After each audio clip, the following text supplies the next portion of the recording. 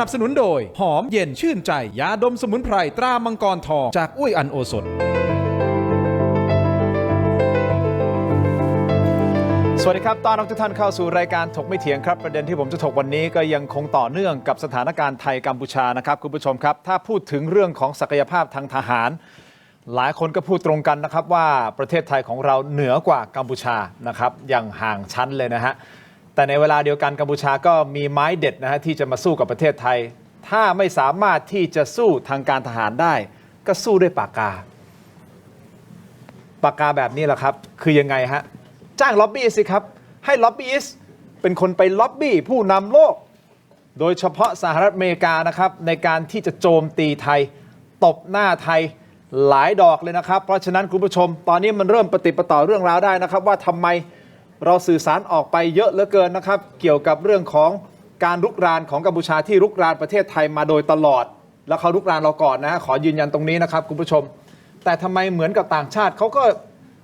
ไม่ได้ฟังเราสักเท่าไหร่นักแต่พูดจาหรือแถลงออกมาเหมือนกับเข้าข้างกัมพูชามีเอกสารนะฮะที่หลุดออกมา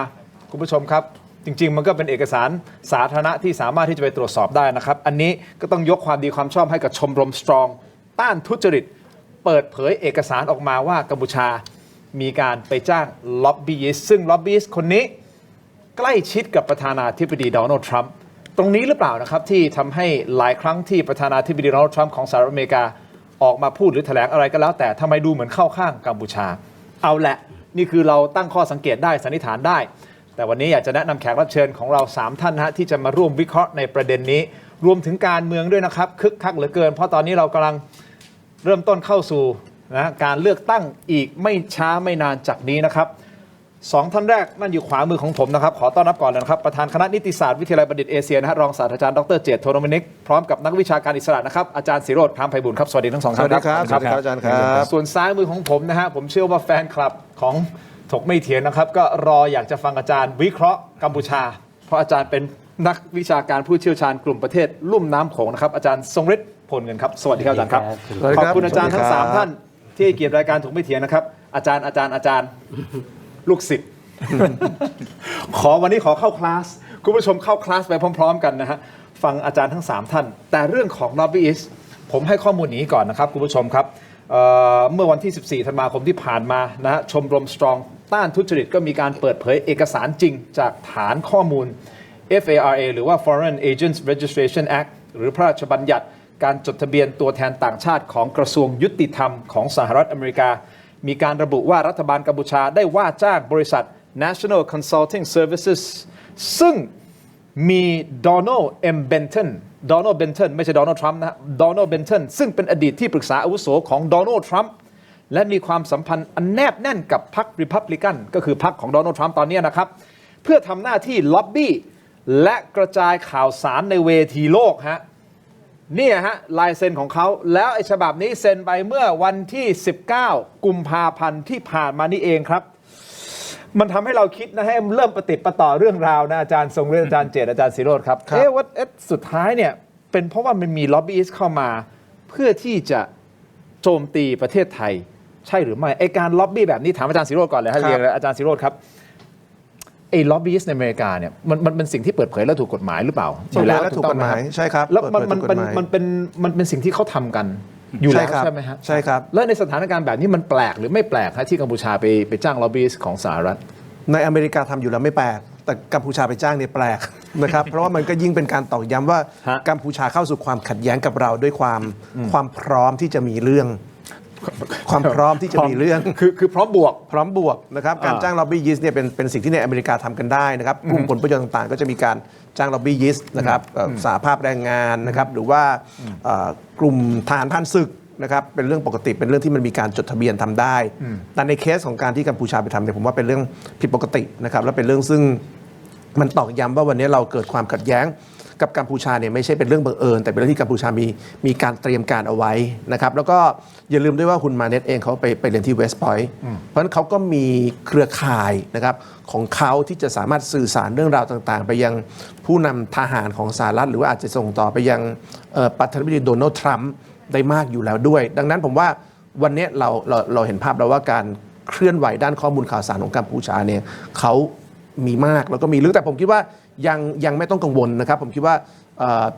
ด้วยตัวข้อเท็จจริงของเรื่องทั้งหมดที่เกิดขึ้นในประเทศไทยนี่นะครับต่อให้คุณจะมีการล็อบบี้ยังไงก็ตามสิ่งที่มันปฏิเสธไม่ได้คือข้อเท็จจริงทั้งหมดคือวันนี้ไทยเป็นฝ่ายซึ่งถูกกระทำ นั่นคือข้อเท็จจริง นั่นคือข้ ตา อ ม เท็จจริ ของ งเราถูกต้อง ใช่ ไหมฮะ เพราะ แต่ ฉะนั้ ว่าน เวลา เนี่ย ชาวโลกเขาออกมาสื่อสารแม้แต่โดนัลด์ทรัมป์เองออกมาสื่อสารเนี่ยมันไปในทำนองที่เหมือนจะเข้าข้างหรือว่าไปในทำนองที่เหมือนไม่ได้ดูข้อเท็จจริงของเรามากสักเท่าไหร่นัก ผมว่าเราสามารถ counter ได้ครับ ไปบอกว่าแลนด์ไมน์หรือว่าไอ้ทุ่นระเบิดเนี่ยเป็นอุบิเหตุอย่างเงี้ยเป็นอุบัติเหตุ ใช่ผมว่าอันนั้นคือสิ่งที่ต้องระวังเพราะฉะนั้นเมื่อเรารู้แบบนี้เรายิ่งต้องมีความเคลื่อนไหวที่แอคทีฟมากขึ้น 2 เรื่องนะครับกระทรวงต่างประเทศต้องรุกหนักมากกว่านี้ นั่นคือส่วนที่หนึ่งเพราะเรารู้แล้วว่าการที่ทรัมป์นะครับอาจจะพูดอะไรที่มันบ้าๆบอๆ nonsense เนี่ยมันคงจะมาจาก lobbyist แล้วนะครับเพราะฉะนั้นกระทรวงต่างประเทศรู้แล้วว่าตอนนี้เราเจอโจทย์ยากนะครับในการทำให้ทรัมป์เข้าใจปัญหาสถานการณ์ในประเทศไทยนะครับกระทรวงต่างประเทศต้องแอคทีฟมากกว่านี้นะครับแล้วสถานทูตไทยในสหรัฐจะต้องแอคทีฟมากกว่านี้แล้ว จะมองว่านี่เป็นเรื่องของเจ้าหน้าที่ไทยในเจ้าหน้าที่ทางการทูตระดับปกติอาจจะไม่ได้แล้วนะครับเป็นเรื่องที่เอกอัครราชทูตเองจะต้อง exercise เองให้มากขึ้นแล้วว่าจะใช้ช่องทางทางการทูตยังไงนะครับในแง่ของฝ่ายการเมืองในประเทศไทยเองผมว่าฝ่ายการเมืองในประเทศไทยที่ดูเรื่องนี้ก็คือแน่นอนว่าคือสำนักนายกเนี่ยจะต้องรุกให้มากกว่านี้แล้วนะครับจะนั่งเฉยๆแล้วรอการแถลงข่าวตอบโต้ step by step ไม่ได้นะครับจะต้องมีการเคลื่อนไหวเชิงรุกที่แข็งแกร่งมากกว่านี้ซึ่งที่ผ่านมาเราก็พยายามจะมีแต่ปัญหาของเราเวลาเราพยายามจะมีมันมักจะมีเวลามีเรื่องนะครับมีการยิงกันมีการปะทะใหญ่ๆเราถึงจะแอคทีฟแต่พอสถานการณ์ปกติเนี่ยผมว่าเรานิ่งดูดายมากเกินไปเพราะฉะนั้นวันนี้รู้แล้วว่าเมื่อกัมพูชามีช anel แบบนี้แล้วในการล็อบบี้ยิสต์นะครับฝ่ายการทูตต้องรุกหนักขึ้นฝ่ายการเมืองสำนักนายกต้องแก้เกมให้หนักขึ้นแล้วครับก่อนที่จะขยายความเพิ่มเติมกับอาจารย์ศิโรจน์ผมขอมาที่อาจารย์เจตอาจารย์เจตเซอร์ไพรส์ไหมหรือว่าประหลาดใจไหมที่มันมีข้อมูลนี้ออกมาว่ากัมพูชาจ้างล็อบบี้คือประหลาดใจที่ข้อมูลมันเพิ่งออกมาเพราะว่าการจ้างล็อบบี้ยิสต์อย่างที่อาจารย์ซิโร่อธิบายแล้วมันเป็นเรื่องธรรมดาแล้วมันไม่ใช่เพิ่งเกิดนะครับคือใช่ไหมเรื่องของล็อบบี้ยิสต์เนี่ยคนที่เขียนอธิบายไว้คือเจมส์แมดดิสันคือเขาเรียกว่าเป็น constitutional father เลยเพราะว่าเป็นคนที่มีบทบาทสำคัญมากในการยกร่างรัฐธรรมนูญของสหรัฐอเมริกาซึ่งก็คงเป็นที่รู้กันรัฐธรรมนูญของสหรัฐอเมริกาน่าจะเป็นรัฐธรรมนูญที่ใช้มายาวนานที่สุดในโลกแล้วไม่เคยถูกฉีกทิ้งแม้แต่ครั้งเดียวเป็นบิดาของรัฐธรรมนูญของสหรัฐอเมริกามีแต่การแก้ไขเพิ่มเติมที่การแก้ไขเพิ่มเติมครั้งแรกเลยที่เขาเรียกว่า first to 10th amendments เนี่ยนะครับบทบัญญัติแก้ไขเพิ่มเติมที่1ถึง10นะครับมันอยู่ในสิ่งที่เรา Bill of Rights นะครับหรือว่าบทบัญญัติแห่งสิทธิทั้งหลายเนี่ยมันอยู่ในบทบัญญัติแก้ไขเพิ่มเติมที่1เลยซึ่งเขามักจะยก First Amendment เนี่ยขึ้นมาใครอยากจะด่าพ่อล่อแม่ใครก็ยก First Amendment เนี่ยขึ้นมาใน First Amendment เนี่ยมันมีเรื่องของ petition to the government ปรากฏว่าเขาเห็นกันว่าแล้วไปที่ศาลฎีกาด้วยนะไอ้การล็อบบี้เนี่ยมันคือ1ใน petition to the government เพราะฉะนั้นในสหรัฐอเมริกาไม่ใช่เรื่องแปลกอย่างที่อาจารย์ศิโรจน์อธิบายแล้วการล็อบบี้มันถือเป็นเรื่องที่เป็นอาชีพด้วยนะเป็นอาชีพถูกต้องเป็นอาชีพแล้วก็ไอ้รัฐบัญญัติที่คุณทินพูดถึงเนี่ยมันคือการลงทะเบียนนะครับคนที่ทำหน้าที่ต่างๆทำงานในลักษณะต่างๆรวมถึงล็อบบี้แต่ที่น่าประหลาดนิดเดียวเนี่ยนะครับคือมันมีรัฐบัญญัติอีกตัวหนึ่งที่คู่กันคือ Lobbying Disclosure Act คือรัฐบัญญัติการเปิดเผยการล็อบบี้ใครจ้างใครล็อบบี้เรื่องอะไรแล้วทำเป็นระยะเวลาแค่ไหนนะครับแม้กระทั่งเงินที่ใช้ในการล็อบบี้ก็จะต้องมีการเปิดเผยอันนี้แหละครับที่น่าประหลาดตรงที่ว่าถ้ากัมพูชาจ้างใครสักคนล็อบบี้คุณโดนัลด์ทรัมป์จริงนะทำไมสิ่งเหล่านี้ไม่เปิดเผยนั่นแปลว่าคุณโดนัลด์ทรัมป์ปกปิดแม้กระทั่งประชาชนอเมริกันและนี่เป็นการทำผิดกฎหมายของตัวเองด้วยนะเพราะว่ากฎหมายมันให้เปิดเผย disclosure ก็ต้องเปิดเผย disclosure ก็ต้องเปิดเผยเขาให้ทำได้แบบอาจารย์ศิโรจน์อธิบายนะข้อ2ก็อย่างที่อาจารย์บอกนี่แปลว่ากัมพูชาเตรียมการไว้อยู่แล้วแล้วไม่ได้เป็นการเตรียมการแต่ลำพังเราไม่รู้นะครับว่าเตรียมการกับใครบ้างแม้กระทั่งจีนก็อาจจะไม่เว้นไม่งั้นมันจะมีอาวุธของจีนไปโผล่ได้ไงแล้วพออาวุธของจีนไปโผล่นะครับจีนตลกไหมเอาอาวุธคืนมาเพราะว่านี่คือความลับทางการทหารและทำไมความลับทางการทหารของเธอเป็นความลับทางการทหารต่อฉันประเทศไทยแต่ไม่เป็นความลับทางการทหารต่อกัมพูชาล่ะในเมื่อมันอยู่ในดินแดนที่ยังไม่รู้เลยว่าเป็นของใครแต่มันอยู่ในการดูแลของกัมพูชาครับอันที่3ก็คือว่าในกลไกทั้งหมดเหล่านี้เราเคยคุยกันหลายทีแล้วเราอยู่ในสิ่งที่เรียกว่าเป็นไฮบริดวอลแฟร์ เป็นสงครามลูกผสม ซึ่งมันไม่ใช่เพิ่งเคยมีนะครับแต่เพียงแต่ว่าศัพท์นี้อาจจะเพิ่งเคยใช้กัน สมัยก่อนนะจ้างคนไปด่าก็มี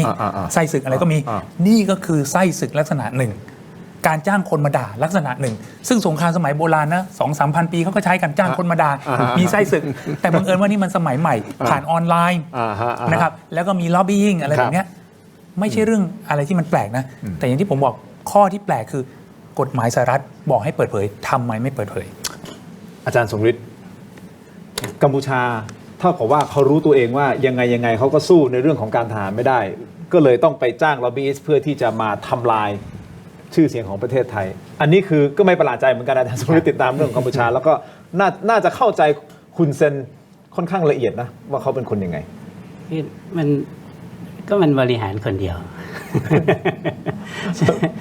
มันกำหนดคนเดียวตัดสินใจคนเดียวนะฮะแล้วก็มันไอสิ่งที่แพลนไว้ลึกๆมันคงไม่บอกใครอยู่แล้วใช่ไหมฮะ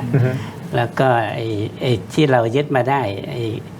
ระบบต้านรถถังอะไรพวกนี้นะครับถ้าเราดูเซตพวกนั้นจะลึกๆเจตนาของจีนก็คือว่าเอามาให้ฝึกเท่านั้นไม่ได้เอามาให้ยิงนะฮะแต่มันเอามายิงมันก็ผิดเงื่อนไขอยู่แล้วนะครับคือเราต้องดูนิดหนึ่งนะฮะคือไอ้เรื่องรับบิยิสเนี่ยผมเหมือนท่านอาจารย์ทั้งคู่นะฮะก็คือมันเป็นอาชีพที่ถูกกฎหมายนะครับแล้วก็ไอ้นี่เดือนไหนเดือนกุมภาเรามาเยอะๆกันเดือนมิถุนาใช่ไหมมันก็ก่อนหน้านั้นตั้งนานนะฮะเขาอาจจะประกาศแล้วแหละแต่ว่ามันไม่มีสถานการณ์มันก็เลยเป็นเหมือนประกาศชิ้นหนึ่งซึ่งไม่มีค่าอันใดนะฮะถ้าเราดูไทม์ไลน์นะฮะมันก็เหมือนเราประกาศในราชกิจจานุเบกษาบางคนก็ไม่สนใจอะไรอย่างเงี้ยเป็นต้นนะเขาอาจจะประกาศนะฮะจนมีเรื่องถึงจะนั่นแหละก็เลยเอามาผูกกัน มันก็แค่นั้นนะฮะสมัยผมไปอยู่อเมริกาก่อนนายวันนะฮะชีวิตผมก็อยู่ในแคปิตอลฮิลล์นะฮะทุกห้องประชุมมีฮอตอิชชูนั้นฮอตอิชชูนี้ทั่วโลกเลยนะครับก็เป็นหน้าที่ของล็อบบี้ยิสต์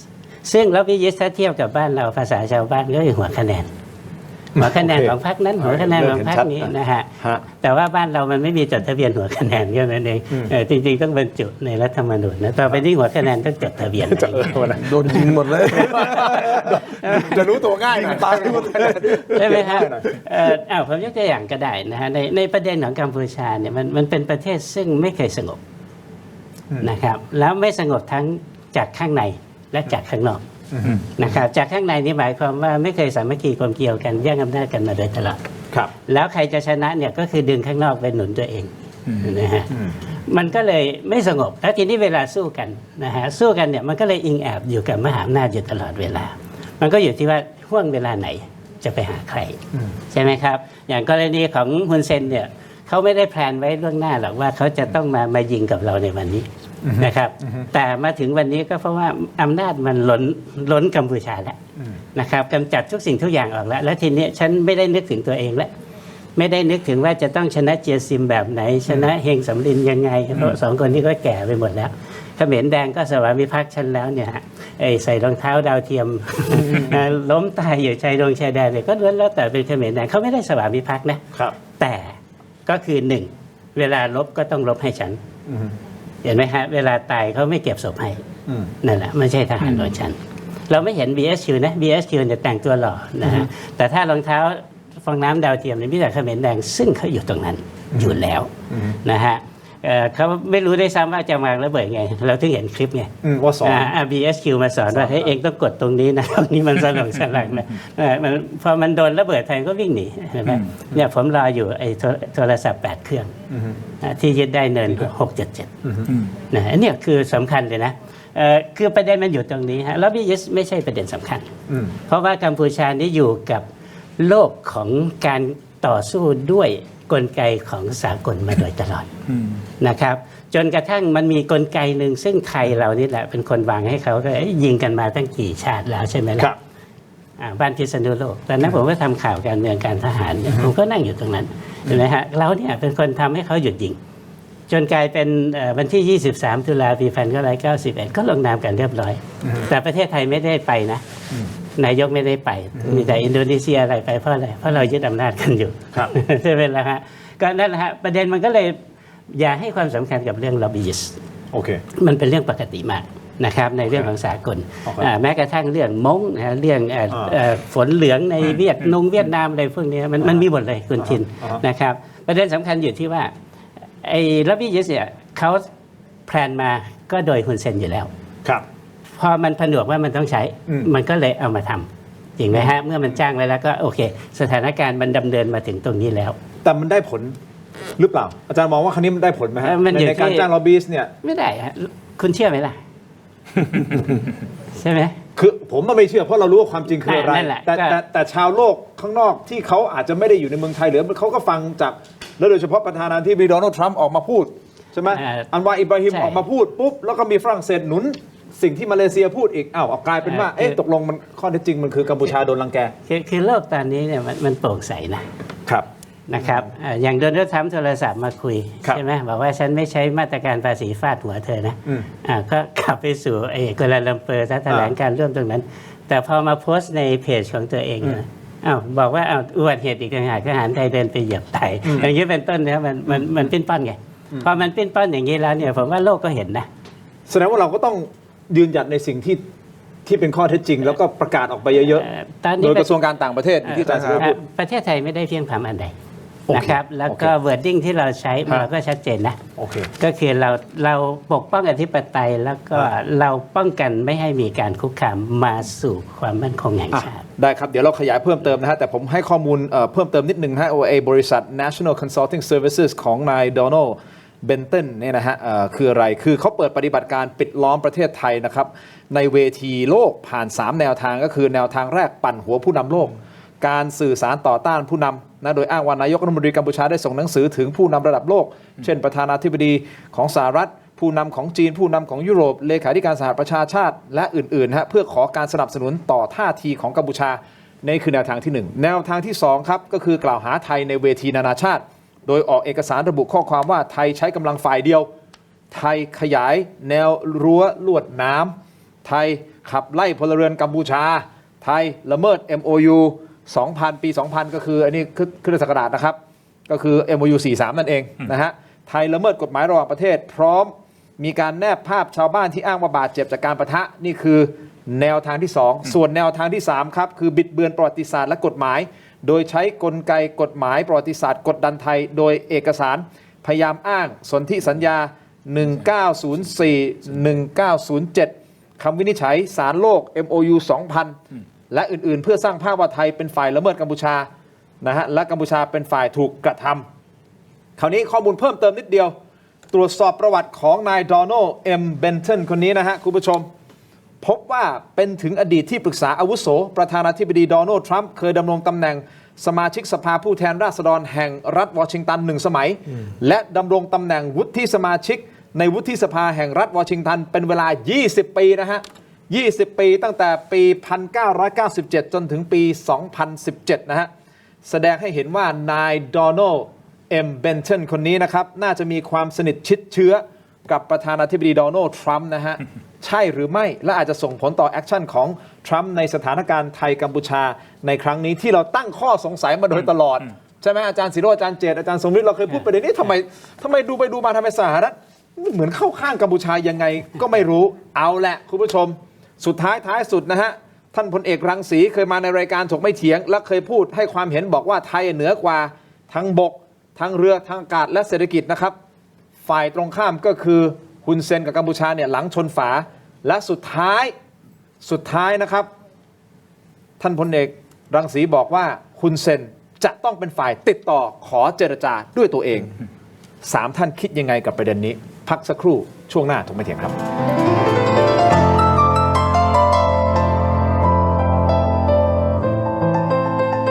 ถ้าคุณมีอาการแสบท้องอาหารไม่ย่อยเพราะกรดไหลย้อนต้องวันเกิดออกฤทธิ์2 กลไกช่วยลดกรดในกระเพาะป้องกันกรดไหลย้อนกรดไหลย้อนวันไหนต้องวันเกิดยาบรรเทาอาการแสบร้อนกลางอกอาหารไม่ย่อยเนื่องจากกรดไหลย้อนและลดกรดในกระเพาะอาหารชนิดน้ำอ่านคำเตือนในฉลากก่อนใช้ยา ดีขนาดนี้อย่ารอช้าสายเกมสายลงทุนสาย AI สายเทคต้องไม่พลาดลดราคาพิเศษให้ทันที 2,000 บาท BrainTech Tri Screen จอเสริมอัจฉริยะเปลี่ยนโน้ตบุ๊กธรรมดาให้ทำงานพร้อมกันได้ถึง 4 จอ ดีไซน์พับเก็บง่าย พกพาสะดวก มี 2 รุ่นให้เลือก 17,900 บาทสำหรับรุ่น 14 นิ้ว และ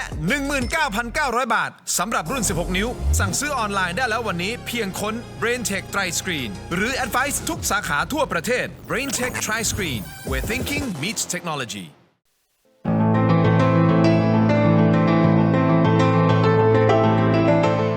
วันเกิดยาบรรเทาอาการแสบร้อนกลางอกและอาหารไม่ย่อยเนื่องจากกรดไหลย้อนชนิดน้ำอ่านคำเตือนในฉลากก่อนใช้ยา กลับมาต่อครับรายการถกไม่เถียงยังอยู่กับอาจารย์ทรงฤทธิ์นะฮะอาจารย์ศิโรจน์แล้วก็อาจารย์เจตนะครับคุณผู้ชมรับชมกันต่อเนื่องเลยนะครับคุณผู้ชมอันนี้ประเด็นเรื่องของไทยกัมพูชาแน่นอนเรื่องของล็อบบี้นะก่อนที่ผมจะข้ามไปอีกประเด็นหนึ่งก็คือประเด็นว่าสุดท้ายสุดเนี่ยทั้ง3ท่านมองว่ามันจะจบอย่างไรกับสถานการณ์ไทยกัมพูชานะครับอาจารย์ทั้ง3ท่านคิดอย่างไรแต่ที่แน่ๆพลเอกรังสีมาในรายการถกไม่เถียงก่อนหน้านี้บอกว่ามันจะจบลง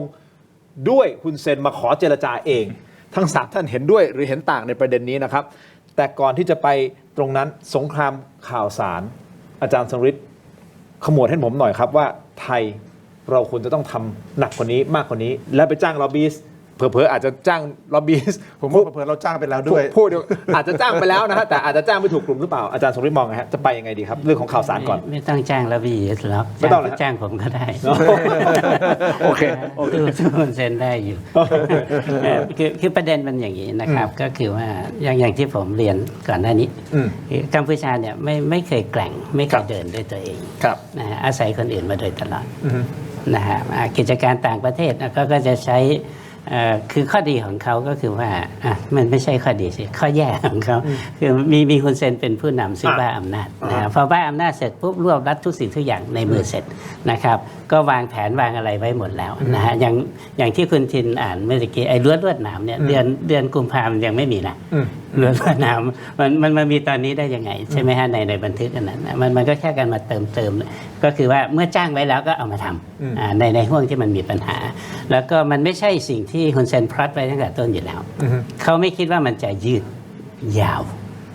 นะครับแล้วมันพลาดก็คือว่าพอมันพลาดเสร็จปุ๊บมันถึงมีคลิปเสียงออกมานะพอมันคลิปเสียงออกมาปุ๊บไอ้พลัดต่างๆเนี่ยมันก็เลยลากยาวมานะฮะแล้วมันเป็นวิกฤตเป็นโอกาสสำหรับประเทศไทยด้วยซ้ำในสิ่งที่ฮุนเซนต้องการแต่มันพลาดนะครับไทยเราลุกไป2เรื่องแล้วก็เป็นสิ่งที่ไปผูกคอฮุนเซนอยู่ทุกวันนี้สแกมเมอร์แล้วก็ทุนระเบิดอนุสัญญาอัตวานะฮะอันนั้นคือสิ่งที่มันชัดเจนแล้วถือว่าไอการลงปฏิญญาที่กัวลาลัมเปอร์เนี่ยไทยบรรลุนะครับไทยบรรลุเพียงแต่ว่าพอมันเป็นล้อมฮุนเซนแล้วเนี่ยฮุนเซนมันจะแก้วิกฤตก็คือว่าพอมันเป็นวิกฤตส่วนตัวแล้วเนี่ยมันไม่ได้พล็อตได้ตั้งแต่ต้นต้องทำยังไงต้องทำยังไงและสิ่งที่มันวางไว้เนี่ยถ้าคุณทินย้อนไปดูสถิติในเรื่องของกำลังอาวุธนะฮะปี 2023 กัมพูชาอยู่อันดับ 111 ของโลกครับ2024 นะครับอยู่อันดับที่ 99 ของโลกปัจจุบันนี้ 95 ไต่อันดับขึ้นมาเรื่อยๆไต่อันดับขึ้นมาเรื่อยๆเพราะว่า1กำลังพลที่เพิ่มขึ้นนะครับโดยเฉพาะอย่างยิ่ง BHQ แต่ BHQ เนี่ยไม่ต้องกลัวมันหรอกมันลบในเมืองนะฮะมันอยู่ในป่าไม่ได้นะครับก็อาจจะใช้โดรนอยู่ทุกวันนี้นะครับเพียงแต่ว่าไอ้โดรนที่มันทรงประสิทธิภาพในการทำสงครามเนี่ยเขาไม่เคยซื้อมาก่อนนะครับมันมีแต่โดรนตรวจการที่ฮุนเซนเอาไว้เพื่อป้องกันไม่ให้ใครมาลักลอบทำร้ายตัวเองนะฮะเราห้ามคนอื่นใช้โดรนนะครับแล้วที่เราเห็นเนี่ยมันมาใหม่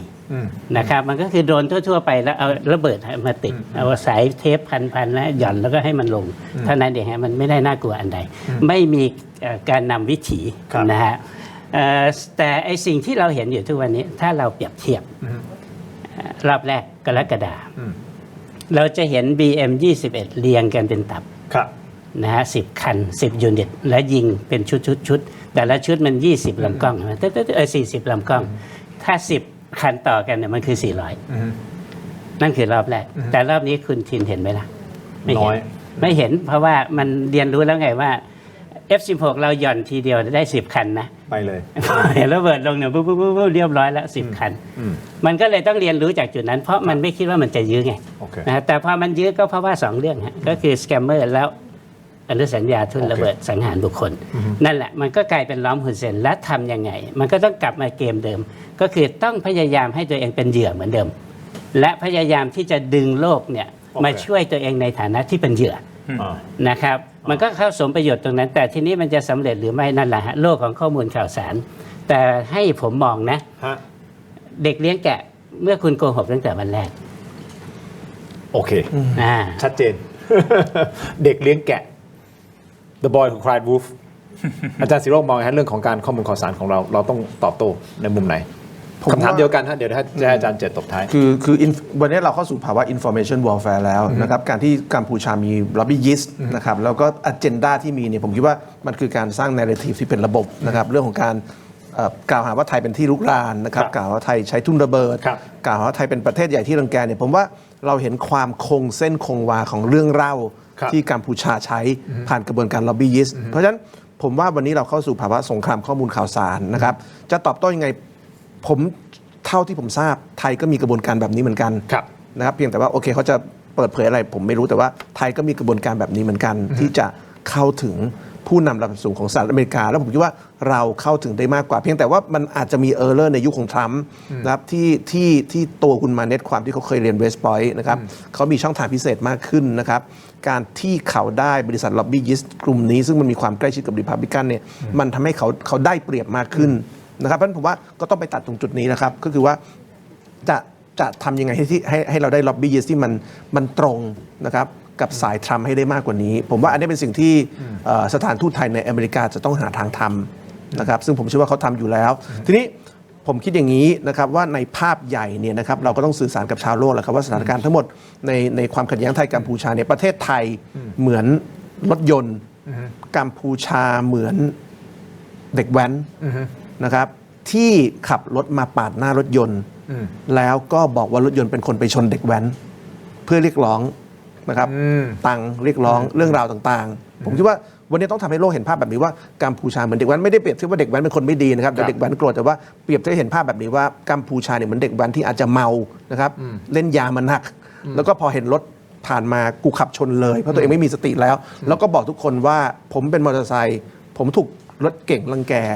ผมเป็นเหยื่อ ใช่เพราะฉะนั้นเราซึ่งเป็นรถใหญ่แล้วก็ต้องสื่อสารกับชาวโลกว่าเปิดคลิปให้ดูโชว์หลักฐานให้หนักว่าเราไม่ได้เป็นคนรังแกแล้ววันนี้ผมว่าข้อมูลทั้งหมดมันชัดแล้วว่าอนุสัญญาออตตาวานะครับทุ่นระเบิดกัมพูชาลุกล้ำเข้ามาวางในเขตไทยแล้วเหตุผลที่เข้ามาลุกล้ำวางเนี่ยมันเลอะเทอะมันมาจากความเพี้ยนนะครับของทหารหน้างานกัมพูชาที่คิดว่าต้องวางเข้ามาในเขตไทยเพราะถ้าไม่วางในเขตไทยเดี๋ยวไทยเข้าไปในเขตกัมพูชามันบ้าไงครับคือปัญหาความนี้คือมันบ้าข้างของไอ้พวกทหารแนวหน้าของกัมพูชามันลบจนเลอะอะนะครับที่มันคิดว่าต้องวางทุ่นระเบิดในเขตไทยไม่งั้นไทยจะเข้าไปเขตมันก็กลายเป็นปัญหาขึ้นมา โอเค ได้ครับอาจารย์เจตผมนิดนึงนะฮะพอดีอาจารย์ปณิธานวัฒนาไวยากรณ์ท่านก็แนะนำว่านะให้ข่าวบอกว่าไปจ้างบริษัทที่มีความเชื่อมโยงกับลูกเขยของประธานาธิบดีโดนัลด์ทรัมป์เลยเจเรดคูชเนอร์ลูกเขยเลยแล้วบอกเนี่ยถึงตัวแน่นอนแต่อาจจะมีราคาค่อนข้างสูงนะ ผม แต่ เสริมอีกทีหนึ่ง นิดเดียว ไทยมีตัวช่วยอีกคนหนึ่งนะครับ เดี๋ยวตัวช่วยคนห คุณ นึ่ง ทักษิณชินวัตร อ๋อ คุณทักษิณชินวัตรเขาชอบบอกว่าเขากว้างขวางเขาสนิทกับทรัมป์คุณแพทองทานก็ชอบพูดว่าพ่อเนี่ยรู้จักกับทรัมป์นะครับเคยกินข้าวกับทรัมป์เชิญมากินข้าวที่บ้านเพราะฉะนั้นให้คุณทักษิณไปเจรจากับทรัมป์เลย อาจารย์เจตคิดว่าไงประเด็นนี้แต่นั้นโอเคเรื่องของคุณทักษิณเดี๋ยววางไว้ก่อนนะแต่เจเรดคูชเนอร์ที่เป็นลูกเขยของประธานาธิบดีโดนัลด์ทรัมป์ไปจ้างเขาเลยเป็นล็อบบี้เพื่อที่จะเข้าถึงนี่คืออาจารย์ปณิธานตั้งเป็นคำถามว่าเอ๊ะเราทำอย่างนี้ได้ไหมอาจารย์คิดไง มันทำได้แต่อย่าไปทำ อ้าวทำไมฮะ คือเรื่องล็อบบี้เนี่ยนะครับถ้าเกิดมันใช้ในทางที่เหมาะที่ควรนะครับหรืออาจจะล้นไปบ้าง แต่ว่ามันอยู่ในฐานที่การเมืองของสหรัฐอเมริกายอมรับกันได้เวลาใช้กับชนชาวโลกใช้ในระดับที่ไม่ได้ไปล่วงล้ำก้ำเกิน ไม่ได้ไปทำร้ายอะไรชนชาวโลกอื่น นอกเหนือจากชนอเมริกันไอ้แบบนี้ก็พอคุยกันได้แต่ใช้ในลักษณะที่กัมพูชาใช้เนี่ยมันใช้แบบไม่ดีเลวชั่วเพราะฉะนั้นเนี่ยในเมื่อมันไม่ดีเลวชั่วเราอยากเป็นคนไม่ดีเลวชั่วแบบมันเหรอครับเราไม่อยากเป็นเพราะฉะนั้นอย่าไปทำสิ่งที่อาจารย์ทรงฤทธิ์บอกอาจารย์ศิโรจน์พูดเนี่ยมันเป็นสิ่งที่เรานำเสนออยู่แล้วแต่เพียงแต่ว่าเราต้องมีสิ่งที่ควรระวังอยู่อย่าปล่อยให้มันยืดเยื้อจนกลายเป็นพื้นที่ทำสงครามตัวแทน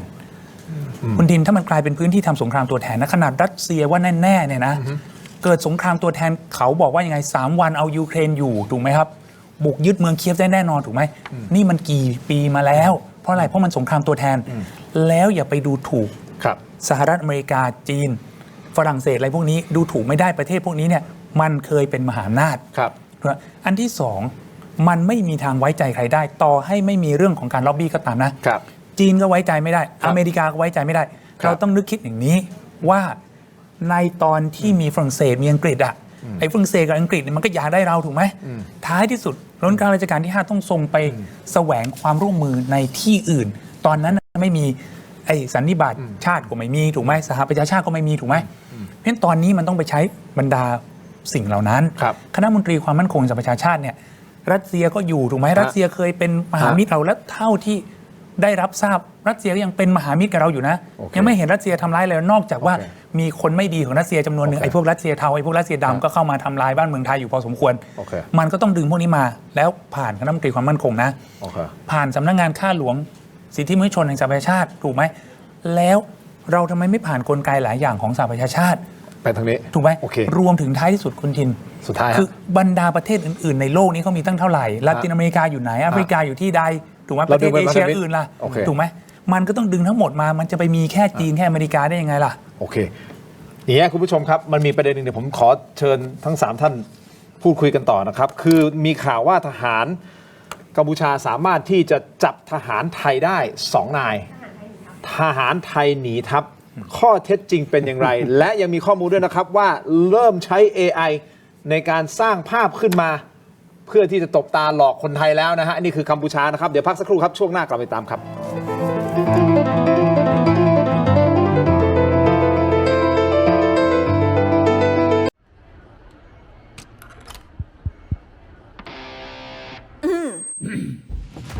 ไมบาซิน OTC รสส้มและรสมะนาว ยาอมบรรเทาอาการเจ็บคอ ช่วยระงับเชื้อในปากและลำคอ จากเกรเตอร์ฟาร์มาตรวจอ่านคำเตือนในฉลากก่อนใช้ยา เพราะว่าทุเรียนที่เนี่ยมีมาต้นแรกเลยอ่ะอายุก็ประมาณเป็น100 ปีแล้วค่ะเกือบมันมีมานานมากแล้วทุเรียนที่เนี่ยเนื้อจะเหนียวแห้งหวานมันนะคะแล้วกลิ่นไม่ฉุนด้วยนะคะ จึงได้รับเป็นทุเรียน GI คือผลผลิตที่นี่ไม่เหมือนจากที่อื่นเขาทำงานวิจัยมาแล้วว่ามันมีไอโอดีแล้วก็วิตามิน E สูงกว่าที่อื่นนะคะก็อยากเชิญชวนนะคะให้มาสั่งซื้อกับ Thailand Postmart นะคะ ตัวท็อปใกล้ๆส่งให้ถึงมือค่ะ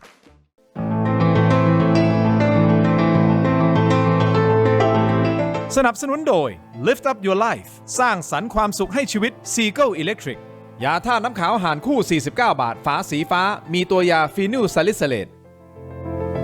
กลับมาต่อนะครับคุณผู้ชมอยู่กับอาจารย์เจตอาจารย์ศิโรจน์นะครับและอาจารย์ทรงฤทธิ์นะครับคุณผู้ชมอย่างนี้ฮะวันนี้เองมีการอัปเดตนะฮะที่ศูนย์แถลงข่าวร่วมสถานการณ์ชายแดนไทยกัมพูชาท่านพลเรือตรีสุรสันต์คงสิริหรือว่าเสเม่นนะฮะโฆษก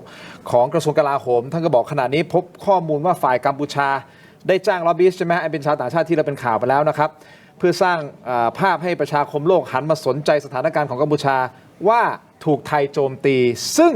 เมื่อวานนี้นะฮะฝ่ายกัมพูชายังคงใช้อาวุธหนักโจมตีเข้าไปที่พื้นที่ของอำเภอพนมดงรักจังหวัดสุรินทร์ทำให้กำลังพลเสียชีวิตเพิ่มอีก1 นายทำให้ยอดรวมล่าสุดนี้นะครับมีกำลังพลเสียชีวิตจากเหตุการณ์รวมทั้งสิ้นเนี่ย17 นายแล้วนะครับอาจารย์น้ำสารท่านคุณผู้ชมครับมีอีกประเด็นหนึ่งคือมี Facebook รายหนึ่งครับเขาอ้างว่าสามารถจับกลุ่มทหารหนีทัพจากไทยได้2 นายมีภาพไหมฮะขึ้นมาฮะ2 นายเขาบอกเนี่ยเป็นทหารไทยหนีทัพ2 นายซึ่งท่านโฆษกกระทรวงกลาโหมยืนยันว่าไม่เป็นความจริงคุณผู้ชมครับข้อเท็จจริงคือทหารกัมพูชา2 นายครับเป็นทหารกัมพูชา เป็นฝ่ายหนีทัพเอง ซึ่งพวกเขาละทิ้งฐานที่มั่นแล้วก็ถอดเครื่องแบบทหารทิ้งก่อนที่จะสวมชุดพลเรือนที่พวกเขาเตรียมเอาไว้หนีกลับ และถูกพวกเดียวกันจับในเวลาต่อมาฮะและยังมีข่าวล่าสุดอีกคุณผู้ชมครับบอกว่ามีชาวกัมพูชาใช้เครื่องมือ AI เป็นเจมินายนะฮะสร้างภาพขึ้นมามีการเปลี่ยนธงชาติไทยนะที่ปราสาทตาควายให้เป็นธงชาติกัมพูชานะครับแต่มันมีร่องรอยว่านี่คือใช้ AI ไปดูภาพในออนไลน์แล้วดูไปเข้ากันต่อนะครับ ครับผม ทีวีจบลงแล้วนะครับ ขอบคุณมาก ขอบคุณนะครับ ครับ อย่าลืมนะฮะ ขอบคุณครับ ไปตามกันต่อครับ YouTube ในเทโรดิจิทัลนะฮะ Facebook ถงไปเถียง Facebook เสีย7 HD News นะครับรวมถึงอาจารย์ศิโรจน์มีคนเขาบอกว่ามีคนพยายามจ้างอาจารย์ 20,000 บาทต่อวันให้ด่าส้มพักส้มจริงหรือเปล่า เรื่องปี ติดตาม 66นานแล้ว ใน ครับ ออนไลน์ครับสวัสดีครับ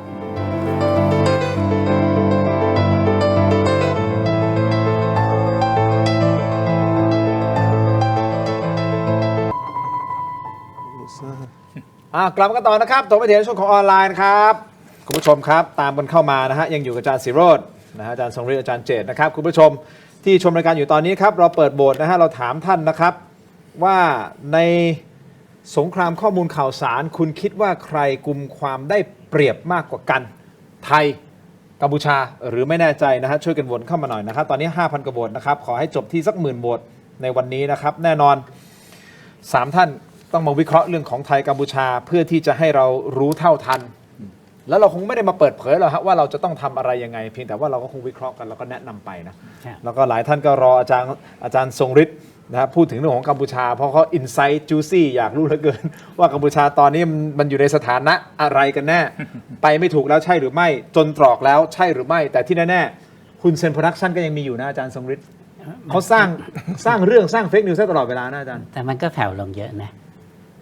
ฮะแผ่วลงเยอะปกติเนี่ยจะมีโปสเตอร์ออกมาเช้ากลางวันเย็นและก่อนนอน นะฮะโปสเตอร์ก็คือจะเชิดชูคนนั้นเชิดชูคนนี้นะถ้าเราไปมอนิเตอร์ตอนนี้เนี่ยก็คือตระกูลฮุนตอนนี้ทำอยู่2เรื่องครับนะครับก็คือฮุนเซนยังบัญชาการอยู่ที่ห้องบัญชาการโอเคส่วนทั้งภรรยาทั้งลูกทั้งหลานมาแพ็คของส่งมาแนวหน้าแต่ว่าก็ถ่ายทอดในความเมตตาปราณีของท่านหญิงใหญ่บุญราณีนะครับบริจาคเงินส่วนตัวมาแล้วในภาษาคแมร์เขาเขียนว่า 21,000 คือ $21,000ก็คือ 210,000 นะครับแต่พอแปลมาในพนมเปญโพสต์แล้วก็ Fresh News บอกว่า21 ล้าน US ดอลลาร์ขนาดตัวเลขมันยังอัพได้นะจาก 210,000 เป็น 21 ล้านดอลลาร์โอ้โหเห็นไหมอัพเวลขนาดนั้นเลยอัพขึ้นมาเลยนะครับแล้วก็ท่านหญิงก็เดินแผ่วๆไปก็ไปลงนั่งฮุนมานาก็นั่งข้างๆแม่แล้วก็หลานๆนะก็มาช่วยกันแพ็คใส่นี่ใช่ไหมครับภาพนี้ใช่ไหมอาจารย์นั่นแหละแบบนี้ใช่ไหมแพ็คของใส่นั่นแหละฮะก็คือของที่บริจาคเงินมานั่นแหละเจียดเงินส่วนตัวมานะครับคือกัมพูชาเนี่ยเขาถ้ากัมพูชานับเลขจริงๆเนี่ยเขานับได้ถึงแค่29นะฮะ29ทำไมสมัยก่อนมันนับได้แค่นั้นแต่พอมันมากกว่า29เนี่ยปกตินะถ้าเป็น10ก็คือดอก20ก็คือมะเพย29ก็คือมะเพยปั่มบวน29พอ30มา3ซับ4ซับ5ซับ6ซับ7ซับนั่นแหละฮะนี่คือสิ่งที่เขาเป็นอยู่นะฮะเพราะว่าถ้าเราวิเคราะห์จริงๆมีเวลาค่อยว่ากันแต่เอาเป็นว่าการนับเลขน้อยๆเนี่ยมันก็คือการจัดชุมชนให้เล็กๆเพื่อปกครองง่ายนะครับไม่ให้เป็นชุมชนใหญ่ก็คือแบ่งเป็นหน่วยย่อยๆ29นะฮะนะครับนี่คือวิธีของเขานะฮะก็หลักมากกว่านั้น100ก็มวย100ถ้า100ก็มวย100นะ1,000ก็ปอนจริงๆก็1,000นั่นแหละ10,000ก็คือ10,000แสนก็เนี่ยฮุนเซนเนี่ยจริงๆชื่อฮุนแสนไม่ใช่เซนนะฮะนายแสนนายแสนเราเรียกเขานายแสนก็ไม่ผิดนะฮุนแสนเนี่ยแหละฮุนแสนร้านก็เรียนก็ร้านเหมือนกันนะฮะก็คือหลักการนับเลขเนี่ยคือจากอยุธยาทั้งหมดเลยตั้งแต่30ขึ้นมานะครับเพราะพอมันเป็นอย่างนี้เสร็จปุ๊บเนี่ยก็คือไม่ต้องไปกังวลว่าทำไมเขาบอกว่าเราเคลมนั้นเคลมนี้มาไม่ใช่ฮะมันกลับกันนะฮะหรือแม้กระทั่งเนี่ยยิงกันมากี่วันแล้วเนี่ย6 7 8 วันใช่ไหม9 วันแล้ว8-9 วันเนี่ยที่เขาบอกตัวเลขนะฮะที่ถ่ายรูปออกมาเห็นไหมภาพที่มีรถถังและทหารไทยนอนกันเป็นไอ้โปสเตอร์ภาพเนี่ยเขาบอกว่าณวันนี้ทหารไทยตายแล้วเป็น1,000เขากล้าพูดขนาดนั้นกัมพูชาตายแค่10เขาเข้าใจอะไรผิดป่ะเนี่ยก็มันพูดตรงข้ามไงก็คือมันตาย1,000เราตาย10ก็นั่นแหละฮะวิธีของกัมพูชาก็คือมันเฟกไงผมถึงบอกว่าเมื่อเราเจอไอ้พวกเด็กเลี้ยงแกะแล้วเนี่ยอย่าไปสนใจมันนะครับเราเนี่ยใช้หลักของมาตรฐานอย่างที่อาจารย์เจตพูดนะฮะเราไม่จำเป็นต้องจ้างล็อบบี้ยิสต์เรามีความสามารถพอนะครับในเรื่องข้อมูลข่าวสารในการที่จะให้ข้อมูลกับชาวโลกนะครับซึ่งเราก็ได้พิสูจน์แล้วนะฮะอย่างเวลาเราไปแถลงที่ UN อะไรพวกนี้พิสูจน์แล้วแม้กระทั่งท่านศรีหศักดิ์ไปเนี่ยต้องยกนิ้วให้นะครับแล้วรอบล่าสุดเนี่ยเรื่องทุ่นระเบิดเรื่องอะไรเนี่ยนะฮะกัมพูชาเนี่ยเขาประท้วงนะ แต่ประท้วงไงมันก็เอาไม่อยู่เพราะอะไร เพราะว่าถึงคุณประท้วงแต่คุณก็ไม่รู้ว่าคุณจะทำยังไงต่ออเพราะส่งรายงานมาถึงคุณเซ็นไม่ทันคุณเซ็นก็ไม่รู้จะสั่งยังไง ซิงเกิลคอมแมนด์ก็ไม่รู้จะ นั่นแหละ พอ นั่นแหละ พอซิงเกิลคอมแมนด์ไม่สั่งลงมาอ้าวข้างล่างก็ไปไม่ถูก นั่นแหละ อะไร ฮะ ก็ต้องทำ วิ มันต้องเป็น วิธีนะฮะวิธีก็คือว่าหนึ่งนะครับก็เห็นด้วยนะที่บอกว่ากัมพูชาต้องเป็นฝ่ายเสนอหยุดยิงเองนะครับ อันนี้เห็นด้วยชัดเจนนะครับบอกว่าเราหยุดยิงแล้วนะคำว่าหยุดยิงนี่หมายความว่าคุณต้องหยุดจริงๆนะครับ นะครับ IBM 21เนี่ยไม่ใช่ยิงจนตอนกลางคืนมายันสว่างอะไรเงี้ยนั่นมันคือไม่ได้หยุดนะครับนะครับ อันที่สองก็คือไอ้พวกยิงยั่วยุปุ๊บอะไรพวกนี้ก็ต้องหยุดจริงๆนะครับแล้วการเคลื่อนกำลังพลมาล้อมเพื่อที่จะเอาคืนภูมะเขือเนิน350เนิน500เนิน677อะไรพวกนี้คุณก็ต้องหยุดจริงๆนะครับมันถึงจะเป็นการพิสูจน์ว่านั่นแหละไทยถึงจะบอกว่าโอเคคุณไม่คุกคามเราแล้วไม่คุกคามก็คือนั่นแหละฮะมันก็ไปถึงข้อเสนอของจีนแถลงเมื่อวานชัดเจนมากสาเหตุว่าทำไมจีนถึงออก ครั้งที่สองแล้วนะจีน ใช่ ออกแถล จีน งครั้งที่ จีน สอง มองมาแล้วว่าโดนัลด์ทรัมป์มาเนี่ยไม่เกิดประโยชน์นะครับคำพูดไม่มีอะไรเลยนะครับจะเอาภาษีมาฟาดหัวคนอื่นอยู่ตลอดเวลาคุณไม่ได้มีมาตรฐานสากลอันไหนจีนถึงอยู่ไม่ได้นะครับเพราะผลกระทบมันไม่ได้เกิดแค่ไทยกับกัมพูชามันเกิดกับอาเซียนด้วยและจีนคือหุ้นส่วนใหญ่ที่สุดนะครับในอาเซียนเขาก็เดือดร้อนนะไม่ใช่ไม่เดือดร้อนแล้วก็ลงทุนในกัมพูชาคืออันดับหนึ่งนะครับทุนสะสมของจีนในกัมพูชาทุกวันนี้เกือบ 30,000 ล้านดอลลาร์สหรัฐ ถ้า ไม่ธรรมดา แสดงว่าถ้าจีนพูดโอกาสที่กัมพูชาจะหยุดคือเรื่องนี้ต้องเข้าใจอย่างนี้ก่อนนะอาจารย์เจตอาจารย์ศิโรจน์คุณผู้ชมเราไม่ได้เป็นคนเริ่มเนาะ ใช่ ไอ้คนเริ่มคือกัมพูชาถูกต้องไหม ใช่ ก็เขาไม่หยุดแต่ถ้าสมมติพี่ใหญ่จีนออกมาบอกไอ้นี่ครั้งที่สองแล้วนะเขาออกมาแถลงครั้งที่สองแล้วนะทุบโต๊ะแล้วนะบอกเฮ้ยยังไงนั่นหมายความว่าถ้าพี่จีนออกมากัมพูชาหยุดมันก็จะดีขึ้นถูกต้องไหมฮะ จริงๆข่าววงในมันมาอย่างนี้คุณชินฮุนเซนนั่นแหละเป็นคนขอให้จีนออกมาเพื่อที่จะหาทางลงแล้วจีนให้มาคุยกับไทยซะในฐานะไทยจีนใช่อื่นไกลครอบครัวเดียวกัน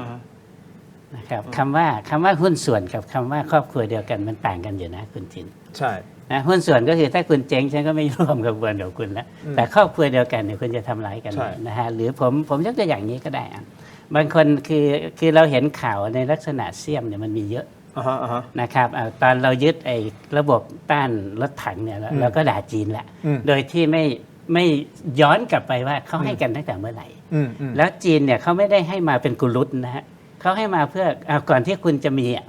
เอาไปฝึกก่อนไอ้ที่เรายึดได้เนี่ยคือมันละเมิดนะมันเอามาใช้ยิงจริงแทนที่มันจะเอาไว้ฝึกใช่ไหมครับมันก็มีอยู่แค่นั้นแหละนะครับแล้ว BM21 เนี่ยมันก็คือล็อตสุดท้ายมันคือเทคโนโลยีปืนใหญ่รุ่นสุดท้ายแล้ว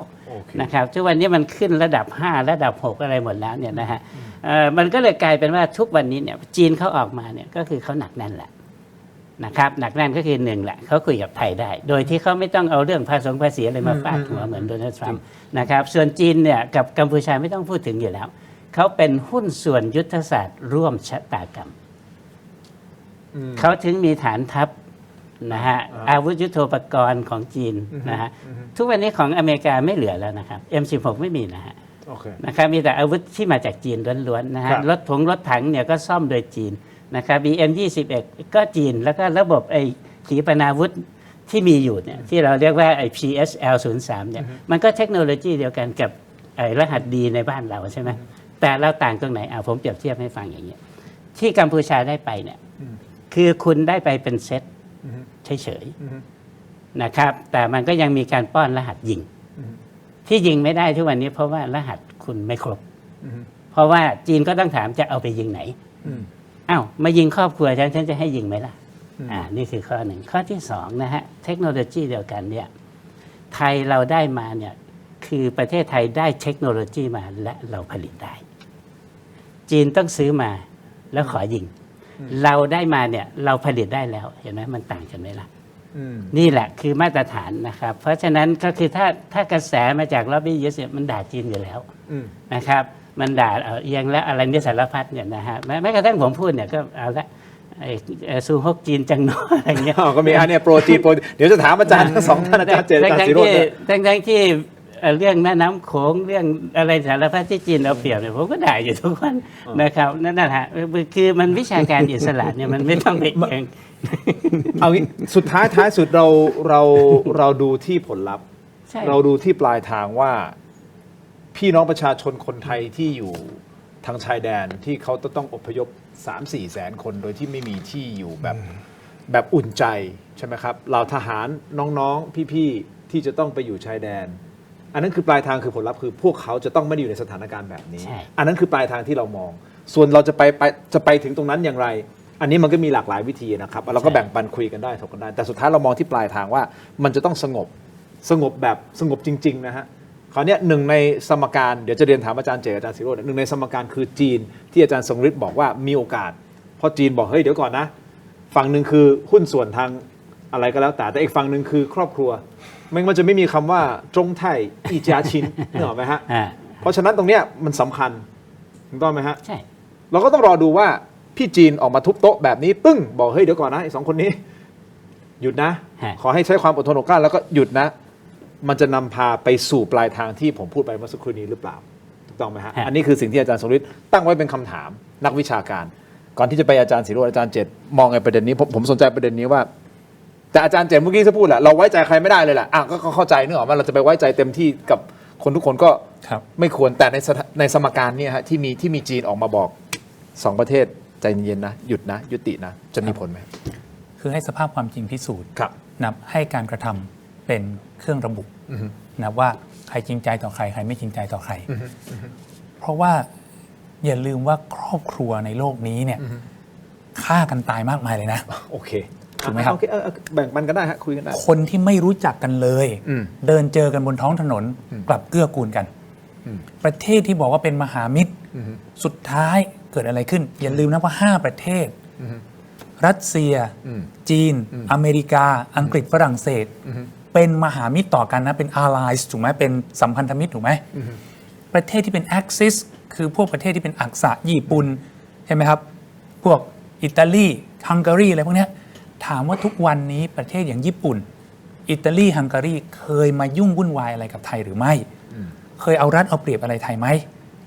รัสเซียผมถึงได้บอกรัสเซียก็ยังไม่เห็นอะไรนะนอกจากปล่อยคนของเขามาบ้างแต่ว่าเขาอาจจะไม่ได้ตั้งใจไงมันก็อาจจะหนีมาหรือว่าอะไรจีนอย่างที่อาจารย์ทรงฤทธิ์ก็พูดนะจีนจริงๆเอาเปรียบทางการค้าของเราก็เยอะนะเอาเปรียบเรื่องน้ำโค้งน้ำอะไรก็เยอะแยะแต่เอาเราเรื่องพวกนั้นเอาไว้ก่อนนะอเมริกากดดันเราคุกคามเราเรียกร้องนั้นเรียกร้องนี้ก็เยอะถูกไหมครับฝรั่งเศสไปช่วยกัมพูชามาตั้งแต่ไหนแต่ไรถูกไหมอังกฤษก็เดิมทีก็อยากจะได้เราทุกวันนี้ก็ไม่รู้จะเป็นยังไงถูกไหมเพราะฉะนั้นเนี่ยถ้าบอกว่าให้สภาพความจริงมันพิสูจน์ให้การกระทำมันระบุเนี่ยนะครับเราก็ต้องดูว่าจีนตกลงจริงใจกับเราหรือเปล่าเพราะจีนก็ไม่ใช่ไม่มีผลประโยชน์อะไรในกัมพูชานะก็ตรงกันอย่างที่อาจารย์ทรงฤทธิ์พูดสหรัฐอเมริกาก็ไม่ใช่ไม่มีประโยชน์อะไรในกัมพูชานะท้ายที่สุดผมว่าข้อที่สำคัญมากนะความสามัคคีภายในประเทศเราอะ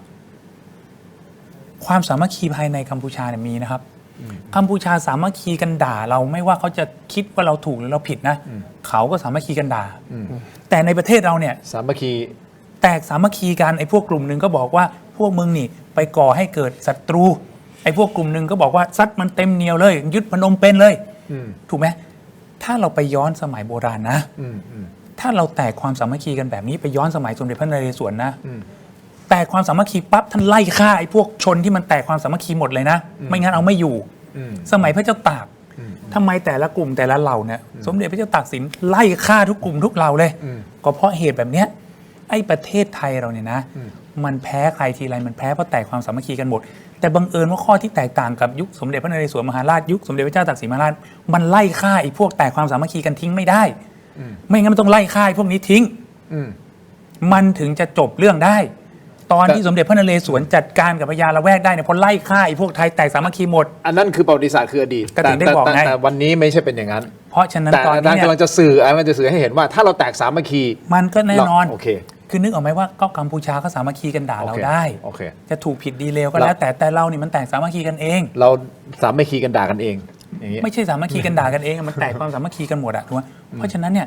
ข้อที่ต้องระวังนะครับ ผมว่าที่จันทรงฤทธิ์ตอบคุณทินเมื่อตอนที่ถามตอนในรายการโทรทัศน์ว่าสิ่งที่กัมพูชาทำทั้งหมดได้ผลหรือไม่ผมว่าได้ผลพอประมาณนะครับทั่วโลกเขาก็ไม่ได้ว่าเห็นว่าไทยเป็นฝ่ายถูกหมดนะจำนวนมากเขาก็เห็นว่าไทยผิดแต่ได้ผลมากเลยในประเทศไทยคือคนจำนวนหนึ่งด่ากันเองแล้วบอกว่ารัฐไทยและประชาชนคนไทยเนี่ยมันบ้าบอแล้วไปสู้กับกัมพูชาแบบเนี้ยมึงจะยิ่งสู้จนจบมึงไม่มีวันจบหรอกนี่แหละได้ผลมากเลยนะเราควรสามัคคีกันคีย์เวิร์ดต้องแก้เรื่องนี้ให้ได้ไม่อย่างนั้นเนี่ยเราก็ไม่รู้จะชนะศึกนี้ยังไงอาจารย์ศิโรจน์เห็นยังไงฮะในประเด็นนี้เรื่องอะไรครับจีนเอาจีนก่อนหลายเรื่องเอาจีนอาจารย์เจตพาไปพระนเรศวรแล้วเอาจีนก่อนแล้วก็วิธีการเนี่ยอาจารย์เจตพูดชัดเจนว่าเราต้องสามัคคีกันเองซึ่งหลายคนอาจจะเห็นตรงกันนะว่าเรารู้สึกว่าในยามศึกแบบเนี้ยเราควรต้องรวมใจเป็นหนึ่งเดียวกันมากกว่านี้หรือเปล่าอาจารย์ศิโรจน์มองเอาจีนก่อนเอาเรื่องจีนก่อนเรื่องจีนเนี่ยผมคิดว่ามี2ประเด็นประเด็นแรกคือจีนเนี่ยมีบทบาทมากในกัมพูชานะครับแล้วก็มีความสัมพันธ์อย่างสูงกับกัมพูชาทั้งในระดับประเทศและในระดับตัวบุคคลนะครับในระดับประเทศในความสัมพันธ์ของรัฐบาลจีนรัฐบาลกัมพูชาเนี่ยแน่นนะครับมีการลงทุนนะครับมีการปล่อยกู้นะครับมีการพัฒนาท่าเรือต่างๆที่มันมีการเกื้อกูลกันในระดับที่ลึกมากนะครับผมคิดว่าพูดจริงๆเนี่ยลึกในแง่เม็ดเงินเนี่ยมากกว่าที่ลึกกับไทยด้วยซ้ำไปนะของไทยเนี่ยเป็นการลึกในเชิงอารมณ์นะครับในเชิงวัฒกรรมว่าเราเป็นบ้านพี่เมืองน้องแต่ว่าลึกในแง่เงินของรัฐต่อรัฐเนี่ยผมว่าของจีนเข้าไปในเขมรเยอะกว่าถ้าเทียบเป็นเปอร์เซ็นต์นะครับ2นะครับความสัมพันธ์ที่ไม่เป็นทางการอย่าลืมว่ากัมพูชาเป็นประเทศของสแกมเมอร์นะครับจีนอีกกลุ่มที่มีบทบาทเยอะในกัมพูชาคือจีนกลุ่มจีนเทากลุ่มนี้ไม่ใช่กลุ่มรัฐบาลแต่เป็นกลุ่มซึ่งก็มีผลต่อรัฐบาลกัมพูชาด้วยไม่น้อยเพราะฉะนั้นจีนเนี่ยขยับยังไงเนี่ยกัมพูชาฝังแน่นะครับท่าทีจีนมีผลแน่ต่อการหยุดการขัดแย้งของไทยกับกัมพูชานี่คือข้อที่1แต่ข้อที่2ต้องแยกเรื่องกันก็คือว่าการที่โฆษกกระทรวงต่างประเทศของจีนนะครับอาติคนนี้แกชื่ออะไรกัวเจียคุณอะไรเนี่ยฮะอาติกัวเจียคุณนะครับที่แกมาบอกว่าขอให้ไทยกับกัมพูชาหยุดยิงเนี่ยผมเนี่ยตะกิดตะขวงใจทำไมนะครับเพราะผมรู้ว่ามันเป็นการบอกให้หยุดยิงในเวลาที่ไทยเนี่ยกำลังได้เปรียบกัมพูชาอยู่นะครับเราเริ่มมีความได้เปรียบทางการทหารคือวันนี้ถ้าสังเกตให้ดีนะครับตั้งแต่ไทยกับกัมพูชายิงกันรอบที่2เนี่ยนะครับข่าวความสูญเสียของเรามีก็จริงนะครับแต่ว่าจำนวนความสูญเสียมันน้อยลงนะวันที่2ที่มันมีการปะทะจำได้ไหมวันที่2มันมีรายงานการบาดเจ็บของทหารแบบเยอะมากไงนะครับแต่หลังจากนั้นเนี่ยมันมีการเสียชีวิตแต่ตัวเลขบาดเจ็บของไทยเนี่ยน้อยลงนะครับแล้วก็ผมถามพรรคพวกที่เป็นในพลในพันเขาตั้งข้อสังเกตอย่างนี้ว่าในพื้นที่สมรภูมิหน้างานนะครับความถี่ของเขมรในการโจมตีน้อยลงมีอยู่นะครับไม่ใช่ไม่มีแต่ความถี่ในการโจมตีเนี่ยน้อยลงและเขาประเมินกันว่าเหตุผลที่การโจมตีมันน้อยลงเนี่ยเพราะว่าอาวุธของเขมรกระสุนของเขมรมันด้อยหล่อลงไปเยอะข้อที่1และข้อที่2คือการส่งกำลังบำรุงการที่เรามีการโจมตีด้วย F16 นะครับตัดเส้นทางต่างๆเนี่ยมันทำให้กำลังแนวหลังจะมาเติมแนวหน้ามันน้อยลงนะครับอาวุธที่จะมาเติมเนี่ยมันน้อยลงเพราะฉะนั้นวันนี้เราเป็นฝ่ายได้เปรียบกัมพูชานะครับในสนามรบเราได้เปรียบนะครับในการโจมตีเขตกัมพูชานะครับเราทำลายฐานที่มั่นเราทำลายคลังอาวุธได้เราได้เปรียบในขณะที่เรากำลังได้เปรียบนะครับจีนบอกให้2ประเทศหยุดยิงผมตั้งคำถามว่าในวันที่เราได้เปรียบคุณบอกให้หยุดยิงคุณพูดในที่สาธารณะเพราะอะไรจริงๆถ้าจีนต้องการให้มีการหยุดยิงจริงง่ายมากเลยนะครับคุณไม่จำเป็นอาติกลัวนี่ไม่จำเป็นจะต้องมาแถลงในที่สาธารณะคุณสามารถโทรหาฮุนเซนได้เลยขอให้ฮุนเซนประกาศหยุดยิงหรือเจรจาเป็นการภายในกับฮุนเซนก็ได้ว่าขอให้ฮุนเซนหยุดเรื่องพวกนี้เพราะฉะนั้นผมแยก2เรื่องจีนมีบทบาทในกัมพูชาไหมมีมากอิทธิพลมีมากแต่จีนจำเป็นต้องออกมาพูดในที่สาธารณะว่าให้ไทยกับกัมพูชาหยุดยิงไหมสำหรับผมเนี่ยผมสงสัยเพราะว่าพูดแบบนี้มันเหมือนผิดทั้งคู่เหมือนจีนเนี่ยเล่นบทว่าตัวเองเป็นผู้ใหญ่แล้วมีเด็ก2คนทะเลาะกันแล้วก็อาติคนนี้ก็มาบอกว่าเฮ้ยไทยลื้อก็ผิดนะครับกัมพูชาลื้อก็ผิดเพราะฉะนั้นลื้อฟังเฮียหรือฟังสีจิ้นผิงหรือฟังปักกิ่งหรือผิดทั้งคู่หรือหยุดแต่เคสนี้เราไม่ได้ผิดมันถ้าคุณอยากให้มีการหยุดยิงจริงเนี่ยคุณต้องไปพูดเป็นการภายในกับฮุนเซนนะครับว่าฮุนเซนต้องหยุดการใช้ BM21 ต้องหยุดนะครับนี่คือสิ่งที่เขาควรจะต้องทำเพื่อหยุดไม่ใช่ออกมาพูดในที่สาธารณะว่าขอให้ไทยกับกัมพูชาหยุดเพราะพูดอย่างนี้คือมันผิดทั้งคู่แต่ในเคสนี้เราไม่ได้เป็นคนผิดเราไม่ได้เป็นคนผิดเมื่อเราไม่ได้เป็นคนผิดแล้วเราเป็นฝ่ายได้เปรียบอยู่นะครับแต่มาพูดเหมือนเราเป็นคนผิดเนี่ยผมมีคำถามเยอะแล้วผมว่าเรื่องอาวุธจีนก็เป็นประเด็นที่ต้องคุยกันต่อด้วยมันมาได้ยังไงใช่ไหมครับก็ยังเป็นประเด็นอยู่มาจากอดีต ใช่ไหมอาจารย์ทรงฤทธิ์อันนี้อันนี้คือเป็นคำถามที่ดีนะครับว่ามาอย่างไรอาจารย์สั้นๆนะเดี๋ยวผมจะได้ประเด็นอื่น เขามีก็อย่างที่ผมบอกไงฮะหุ้นส่วนยุทธศาสตร์ร่วมชะตากรรมแชร์ฟิวเจอร์นะฮะแล้วก็แน่นอนแหละจีนเขาต้องการมีอิทธิพลอยู่แล้วนะฮะอย่างฐานทัพเรือเรียมหรือรามในภาษาเราเนี่ยก็จีน100%นะฮะในยุคต้านการก่อการร้ายสากลเนี่ยเป็นเทคโนโลยีของอเมริกานะครับแต่ก็โดนขับออกไป เพราะว่าจีนเนี่ยค้ำประกันแล้วก็ค้ำจุนอำนาจให้ฮุนเซนจนกระทั่งอยู่มาวันหนึ่งทุกวันนี้จีนคุมฮุนเซนไม่ได้เพราะปัจจัยเงื่อนไขของอำนาจมันเปลี่ยนนะครับเปลี่ยนก็คือว่าฮุนเซน74แล้วพี่คนรองก็ตาย72คนโตก็ตาย74มันก็ยีนเดียวกันนะจะบอกว่าแกใกล้ตายแล้วใช่ไหมครับเราไม่รู้อยากฟังก็เมื่อความรู้สึกอย่างนี้นะฮะฮุนเซนเนี่ยเขารู้จักประวัติศาสตร์ดีนะฮะก็คือถ้าใครล้มในกัมพูชาเนี่ยเหยียบซ้ำนะฮะไม่มีใครล้มแล้วกลับคืนมาได้ง่ายนะฮะมีแต่ล้มกันไปล้มกันมาแล้วก็คนที่หอกข้างๆของฮุนเซนเนี่ยก็เยอะแยะมากมายเพียงแต่ว่าทุกวันนี้มันประนอมอำนาจกันเดินไปด้วยกันนะฮะส่วนเรื่องอาวุธเนี่ยเราต้องย้อนไปเมื่อปี 2012 นี่ฮุนเซนเป็นประธานอาเซียนและจีนเนี่ยมีข้อขัดแย้งทะเลจีนใต้กับ4ประเทศเวียดนามฟิลิปปินส์บรูไนมาเลเซียตอนนี้เป็น5แล้วนะอินโดนีเซียเข้ามาก่อนนาทูน่าใช่ไหมอาจารย์เป็น5แล้วนะไม่ใช่4เหมือนเดิมแล้วในปี 2012 เนี่ยตอนนั้นหูจินเทานะไม่ใช่ท่านสีแต่ท่านสีนี่เป็นรองนะเป็นรองมาก็10 ปีเหมือนกันนี่แหละเขาก็เรียนรู้เรื่องพวกนี้นะฮะจีนไม่อยากเจรจากับอาเซียนทั้งกลุ่มในประเด็นทะเลจีนใต้เขาอยากจะคุยแบบทวิภาคีกับรายประเทศก็เลยแบบว่าฮุนเซนท่านฮุนเซนสมเด็จฮุนเซนเพราะว่าเป็นประธานอาเซียนในปีนั้นท่านอย่าเสนอวาระทะเลจีนใต้เข้าที่ประชุมนั่นแหละในประวัติศาสตร์อาเซียนสมิตที่ไม่มีแถลงการณ์ร่วมนั่นคือจุดที่จีนเข้ามาหนุนฮุนเซนเต็มประตูนะครับมันก็เริ่มจากปี 2013เห็นไหมฮะแต่ว่าสีจิ้นผิงอยู่มาในปี 2013เนี่ยมันคืออีใต้อีดูแล้วนะฮะวันเบลวันโรดวันเดียววันรู้คุณต้องเชื่อมกับอาเซียนหมดนะแล้วคุณจะไม่เลือกเจรจาแต่ละประเทศแบบทวิภาคีเหมือนเดิมไม่ได้แล้วมันก็เลยเป็นที่มาของ Code of Conduct จีนนะเป็นคนที่เริ่ม Code of Conduct แต่ว่ามันเจอโควิดมันก็เลยลงนามกันไม่ทันเท่านั้นเองแต่เรื่องของเรื่องมันอยู่ตรงนี้คุณทินเมื่อสถานการณ์มันเปลี่ยนแล้วองค์ประกอบในอำนาจของฮุนเซนก็เปลี่ยนด้วยนะครับก็คือว่าแล้วมันมามีเรื่องของสแกมเมอร์อยู่มาวันหนึ่งจีนก็คือว่าเมื่อฉันค้ำบัลลังก์ให้แล้วเนี่ยทำไมมาหลอกกินคนของฉันยังอยู่เห็นไหมฮะสีอนุวิวเป็นศูนย์กลางของสแกมเมอร์คนจีนที่ถูกหลอกมาปีหนึ่งเนี่ยเป็น1,000 กว่าล้านเคสลองนึกดูนะฮะไทม์ไลน์ก็เลยต้องปราบปี 2020 ที่แตกออกมานั่นแหละเราถึงเห็นชื่อไอ้ตู้หงตู้หาวอะไรมันหนีมาบ้านเรานะครับแล้วก็จีนก็ยังคิดว่าปราบสีอนุวิวแล้วเนี่ยคือจบแต่ไม่จบนะครับมันก็ยังไปช่วยก็โกไปเคพาร์คไปสามเหลี่ยมทองคำฝั่งลาวอะไรทุกวันนี้เป็นพึ่งแตกรังแล้วนะฮะแต่ข้อดีมันยังอยู่ทุกวันนี้ก็คือว่ามันไม่ได้ใช้อินเทอร์เน็ตที่เป็นเคเบิลแล้วมันใช้ Starlink นั่นแหละใช้เทคโนโลยีอีลอนมัสก์เนี่ยจับได้เลยตรงไหนมันมี Starlink นั่นแหละสแกมเมอร์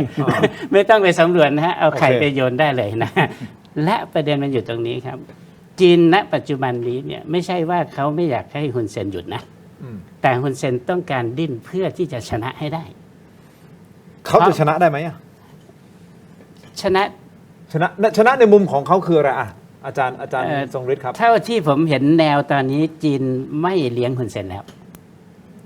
แต่พยายามจะหาทางลงให้ฮุนเซนได้จำข่าวที่เขาโยกทองคำ54 ตันไปปักกิ่งได้ไหมนั่นแหละอาจจะเป็นรางวัลสำหรับฮุนเซนชิ้นสุดท้ายก็ได้คุณไปอยู่ที่ปักกิ่งพร้อมกับ54 ตันทองคำนะครับแล้วลูกคุณก็ยังคงอยู่ในสายการเมืองแทนที่คุณจะล้มไปทั้งตระกูลใช่ไหมฮะเพียงแต่ว่าจีนไม่หนุนละเพราะฮุนเซนเนี่ยทำให้จีนเสื่อมนะครับแล้วก็คุมยากตอนนี้จีนไปยกระดับอีกคนหนึ่งซึ่งเป็นราชวงศ์เชื้อพระวงศ์นะครับนโรดมจักราวุธหัวหน้าพรรคฟุนซินเพ็กตอนนี้ออกงานทุกวันนะฮะเราจะเห็นเลยจากที่ไม่เคยมีใครรู้จักทุกวันนี้เริ่มดังขึ้นนะฮะไปแจกนั่นแจกนี่ทุกวันคุณชินนี่คือตัวเล่นใหม่ของจีนนะครับไม่ได้หมายความว่าจีนเนี่ยปล่อยฮุนเซนแล้วจะปล่อยกัมพูชานะครับปล่อยก็คือว่าจีนมองกัมพูชาคือประเทศต่อประเทศนะครับไม่ใช่จีนกับฮุนเซน แล้วใครที่เขายังหนุนอำนาจขึ้นมาได้ และเขายังอยู่รักษาฐานที่อยู่ในกัมพูชาได้เนี่ยกันใครล่ะกันอเมริกาหนุนใครตอนนี้สมรังสีสมรังสีถ้าไล่เข้ามาทุกวันนี้ตอนนี้นะเขาเตรียมจะนัดหมายกันแล้ว นัดหมายอะไรฮะอาจารย์ จะพรึบทีเดียว จะพรึบทีเดียวอาจารย์เจตเสริมหน่อยฮะประเด็นนี้อันนี้ผมสนใจเลย ที่อาจารย์ทรงฤทธิ์พูดเนี่ยนะครับคือฉันใดก็ฉันนั้นดูหนังดูละครแล้วย้อนมาดูตัวเราดูกัมพูชาแล้วย้อนมาดูตัวเราสิ่งที่อาจารย์ทรงฤทธิ์อธิบายเป็นฉากๆเนี่ยนะครับมันอาจจะเกิดฉากขึ้นในประเทศไทยได้นะเช่นสมมุติว่าจีนเข้าแทรกโดยการคุยกับพรรคการเมืองสักพรรคการเมืองหนึ่งอเมริกาเข้าแทรกโดยการคุยกับพรรคการเมืองสักพรรคการเมืองหนึ่งจีนสนับสนุนให้ใครบางคนขึ้นเป็นนายกรัฐมนตรีไทยอเมริกาสนับสนุนให้ใครบางคนขึ้นเป็นนายกรัฐมนตรีไทยเหตุแบบนี้อาจจะเกิดได้แล้วไอ้พวกสแกมเมอร์ทั้งหลายมันก็เตะตัดหลังอเมริกากับจีนอยู่บ้างอเมริกากับจีนก็อยากจะไล่ปราบแต่เข้าจริงๆบางทีก็ปราบยากมันไม่ได้อยู่แค่ในกัมพูชาเท่านั้นนะมันอยู่ในเมียนมาก็มีมันจำนวนหนึ่งก็ไปอยู่ตะวันออกกลางก็มีนะมันอยู่ในซีเรียในอะไรก็มีนะพวกสแกมเมอร์เนี่ยและพวกสแกมเมอร์จำนวนหนึ่งมีกองกำลังส่วนตัวด้วยมีทรัพยากรค่อนข้างจะอุดมสมบูรณ์ทั้งเงินทั้งทองคำทั้งแร่ธาตุบรรดาสแกมเมอร์ก็เป็นอีกกองทัพหนึ่งที่อาจจะมาจ่ายเงินให้กับพรรคการเมืองบางพรรคการเมืองในประเทศไทยใช้ในการแจกกวาดโปรยถ้าหากว่าคนไทยยังซื้อสิทธิ์ขายเสียงอยู่แล้วก็จะเอาใครสักคนขึ้นเป็นนายกรัฐมนตรีนั่นแปลว่าเราสามารถถูกแทรกแซงได้แบบกัมพูชาแล้วเมื่อเราดูกัมพูชาเนี่ยไม่มีใครละวางจากใครเลยมหาอำนาจทำแบบนี้มาแต่ไหนแต่ไรแล้วไม่ใช่แค่มหาอำนาจจีนกับอเมริกาที่ทำนะมหาอำนาจแต่สมัยพันปีหลายพันปีก่อนก็ทำแบบนี้นี่คือวงจรที่มันจะต้องสร้างความเข้มแข็งความเป็นปึกแผ่นให้กับบ้านเมืองไงและนี่มันจึงเป็นเหตุว่าแต่เดิมของเราการมีสถาบันหลักของบ้านเมืองชาติศาสนาพระมหากษัตริย์และการยึดโยงสร้างความเข้มแข็งทำให้ศาสนาทุกศาสนาอยู่กันอย่างสงบใครศาสนาไหนมาอยู่ประเทศไทยก็อยู่สงบได้ก็ไม่อยากไปอยู่บ้านเมืองอื่นพอมาอยู่ประเทศไทยก็สร้างความเป็นชาติแล้วผ่านผู้นำคือพระมหากษัตริย์มาแต่ช้านานนับตั้งแต่เราเริ่มเป็นชาติมาถึงทุกวันนี้ใครจะมาเถียงว่าอาณาจักรสุโขทัยไม่ใช่เมืองหลวงไทยอะไรก็ว่าไปเถอะแต่เอาเป็นว่าที่คนมาอยู่กันตรงนี้แล้วตั้งหลักปักฐานกันจนถึงทุกวันนี้เนี่ยสิ่งเหล่านี้ยึดโยงกันหมดการที่อเมริกาก็ตามจีนก็เถอะใครก็แล้วแต่ที่พยายามทำให้สิ่งเหล่านี้แตกโดยเฉพาะอย่างยิ่งคนไทยภายในบ้านเมืองเราเองนี่แหละถ้าทำให้สิ่งเหล่านี้ปั่นป่วนทำให้ปึกแผ่นของความเป็นชาติศาสนาพระมหากษัตริย์เสื่อมไปเนี่ยบ้านเมืองเราจะถูกแทรกแซงแบบอาจารย์ทรงฤทธิ์อธิบายเลยแล้วทุกวันนี้เนี่ยมันเกิดให้เห็นแล้วสิ่งที่มันเป็นสงครามที่อันตรายที่สุดนะครับคือสงครามเงียบที่ชนในชาติทะเลาะกันเองจนกระทั่งศักยภาพของการดำรงความเป็นชาติมันเสื่อมถอยแล้วถูกคนข้างนอกเข้าแทรกวันหนึ่งข้างหน้านะไม่แน่นะคุณทินถ้าบ้านเมืองเรายังเป็นแบบนี้นะเราตกต่ำอ่อนแอไปเรื่อยๆเดิมทีเนี่ยถามอาจารย์ทรงฤทธิ์ถามอาจารย์ศิโรจน์ถามใครก็ได้ประเทศไทยในอาเซียนนี่เป็นอันดับหนึ่งสิงคโปร์อะไรก็ไม่มีจะมาสู้เราเนี่ยทุกวันนี้เราอยู่ในลำดับที่เท่าไหร่แล้วถ้าเราถดถอยอยู่เรื่อยๆถดถอยไปเรื่อยเพราะอะไรเพราะคนในชาติเรามันขาดความเข้มแข็งมีแต่รังจะทำร้ายกันเองมีแต่ว่าจะทำลายในสิ่งที่มันเป็นสิ่งสร้างปึกแผ่นแล้วท้ายที่สุดเราจะอยู่ที่ไหนนี่แหละครับเป็นปัญหามากกว่าที่มาสู้กับกัมพูชาหรือต้องต่อกรกับจีนกับอเมริกานะสิ่งที่อาจารย์เจตพูดมันเป็นสิ่งที่ผมกับอาจารย์ศิโรจน์พูดในห้องแต่งตัวครับใช่ไหมฮะนี่คือไม่ได้นัดหมายกันนะแต่เราพูดบอกเฮ้ยประเทศไทยเราจะยังไงกันต่อความโฮปเลสของประเทศความโฮปเลสของประเทศมันจะเป็นยังไงต่อใช่ไหมอาจารย์ศิโรจน์ใช่อาจารย์เสริมประเด็นนิดนึงว่าอาจจะเสริมจากที่อาจารย์ตอนนั้นเราคุยเรื่องการเลือกตั้งไงใช่ครับเพราะเดี๋ยวผมจะไปเรื่องการเมืองต่อแล้วเดี๋ยวจะมีภาพของ AI นะฮะที่เขาสร้างขึ้นมากัมพูชาสร้างเฟกนิวส์ตลอดเวลานะอาจารย์ศิโรจน์เสริมนิดนึงได้ไหมฮะไอ้เรื่องของความแตกแยกหรือว่าการเลือกตั้งที่จะมาถึงนี้เราจะไปยังไงต่อประเทศของเราถ้ายังไม่มีความสามัคคีอย่างที่อาจารย์คือผมคิดว่าอย่างนี้การเลือกตั้งครั้งหน้าเนี่ยมันจะเป็นการเลือกตั้งที่เราคือทุกวันนี้เราก็ต้องคุยว่าใครจะมาใครจะไปใช่ไหมนี่ผมว่าในฉากที่เรากังวลคือสมมติการเลือกตั้งครั้งหน้ามันกลายเป็นการเลือกตั้งที่พรรคการเมืองที่เป็นพรรคแนวสีเทานะพรรคการเมืองที่มันมีเรื่องผลประโยชน์ต่างๆนะครับเข้ามาเนี่ยซึ่งผมว่าคนไทยก็เวลาพูดถึงพรรคการเมืองที่มันมีเรื่องผลประโยชน์เนี่ยมันไม่ต้องพูดชื่อหรอกนะครับ มันรู้ๆกันอยู่ว่าหมายถึงพรรคไหนหรือกลุ่มไหนหรือคณะไหนเนี่ยนะครับสิ่งที่เรากังวลคือว่าในการเลือกตั้งครั้งหน้านะครับถ้าเกิดมันเกิดรัฐบาลที่เป็นการจับมือกันของพรรคที่มันมีเรื่องสแกมเมอร์เข้ามานะครับมีเรื่องสีเทาเข้ามามีเรื่องความใกล้ชิดกับกัมพูชาเข้ามาเนี่ยนะครับแล้วก็ได้ผู้นำประเทศที่ไม่เก่งเข้ามาเนี่ยประเทศเรามันจะเดินหน้าต่อไปยังไงคือผมว่าผมทุกวันนี้มันก็เป็นเรื่องที่ผมมีความทุกข์นะผมรู้ประเทศมันห่วยลงไปหมดเลยอะแล้วมันห่วยจนแบบมันเหมือนเรือที่กำลังจะจมแล้วมันกำลังจะล่มอะแล้วก็คนที่ควรจะทำหน้าที่บังคับเรือควบคุมเรือเนี่ยก็ไม่สนใจจะกอบกู้ประเทศนะครับคุณทินลองนึกดูว่าเราเนี่ยนะครับผมไม่ย้อนไปไกลแล้วกันนะครับเอาตั้งแต่ปี62จนถึงปัจจุบันเนี่ยเรามีนายกมาแล้ว4 คนนะครับแล้วในนายก4 คนเนี่ยนะครับเปลี่ยนไปเปลี่ยนมาเนี่ยแต่ข้างในเนี่ยมันคือคณะรัฐมนตรีเกือบจะชุดเดิมคือประเทศนี้มีคนขาประจำเนี่ยอยู่ในครม. 4 นายกเนี่ยประมาณ10 กว่าคนนะครับอาจารย์เจตอาจารย์โซลิดกุลทินทุกคนก็รู้ว่า62ถึง68เนี่ยเปลี่ยนนายก4 คนแต่ครม. เนี่ยเป็นคนเดิมประมาณ10 กว่าคนเนี่ยวนกันอยู่อย่างเงี้ยผมกลัวว่าอย่างนี้ว่าในการเลือกตั้งครั้งหน้าเนี่ยเราจะได้คณะผู้บริหารประเทศแบบเดิมมาอีกไอ้กลุ่ม10 กว่าคนเนี่ยที่บริหารประเทศมาตั้งแต่62 68เปลี่ยนค่ายไปเรื่อยๆเนี่ยเราเห็นแล้วว่าทุกวันนี้ประเทศไทยเป็นยังไงคืออย่างที่อาจารย์เจตพูดเรื่องหนึ่งก็ดีคือเมื่อก่อนประเทศไทยเป็นประเทศที่มีความหวังนะเป็นประเทศที่ครั้งหนึ่งสิงคโปร์ถัดมาก็เป็นไทยใช่ไหมครับแต่ตอนนี้ไทยสิงคโปร์มาเลเซียไทยลุ้นว่าเราจะถูกเวียดนามแซงเมื่อไหร่ถูกแซงไปแล้วด้วยซ้ำสิ่งที่เราเห็นวันนี้คือประเทศเราเนี่ยถดถอยเพราะว่าคนที่เป็นผู้นำประเทศเนี่ยผมว่าเขารักในประเทศน้อยเกินไปคือแล้วมันไม่ใช่แค่คนที่เป็นผู้นำประเทศคุณติไปลองดูพวกนักการเมืองกลุ่มบ้านใหญ่ต่างๆสังเกตว่าพื้นที่การเมืองที่มีบ้านใหญ่เป็นยังไง